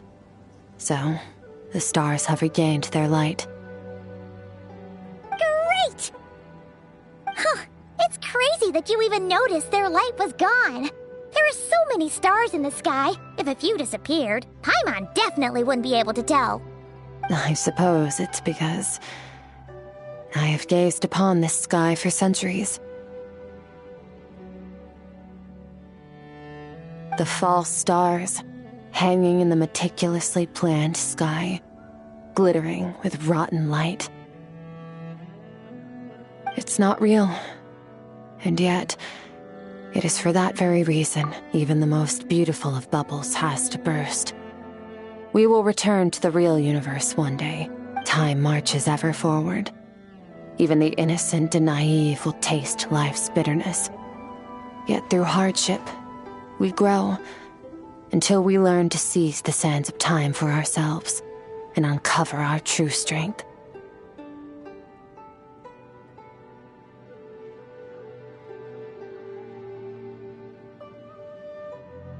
Though we gaze upon a false sky, its vastness and majesty is palpable. One can... Ugh, this is all going over Paimon's head. But if she knows one thing, it's that the Traveler always finds a way. Ever since we met, he has filled Paimon's days with happiness. No matter how tough things get, he always finds a way to make it better. If it's too big a job for one person, we've met so many amazing friends. I suppose when it comes to... Well, I should be going. Now that my power is no longer isolated from my emotions, I need more practice to get used to. I suppose fate will decide. Maybe we'll bump into each other regardless. Reunions and partings are but passing moments. More than anything, one without war, pain. For this, we must all work to become stronger. If that's what you... Bye!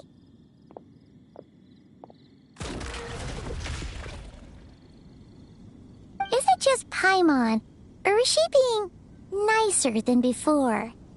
Hey, what do you think about camping here tonight? There's nothing quite like sleeping under the stars. Come tomorrow, we can continue our journey. Oh, and since Paimon treated you to that...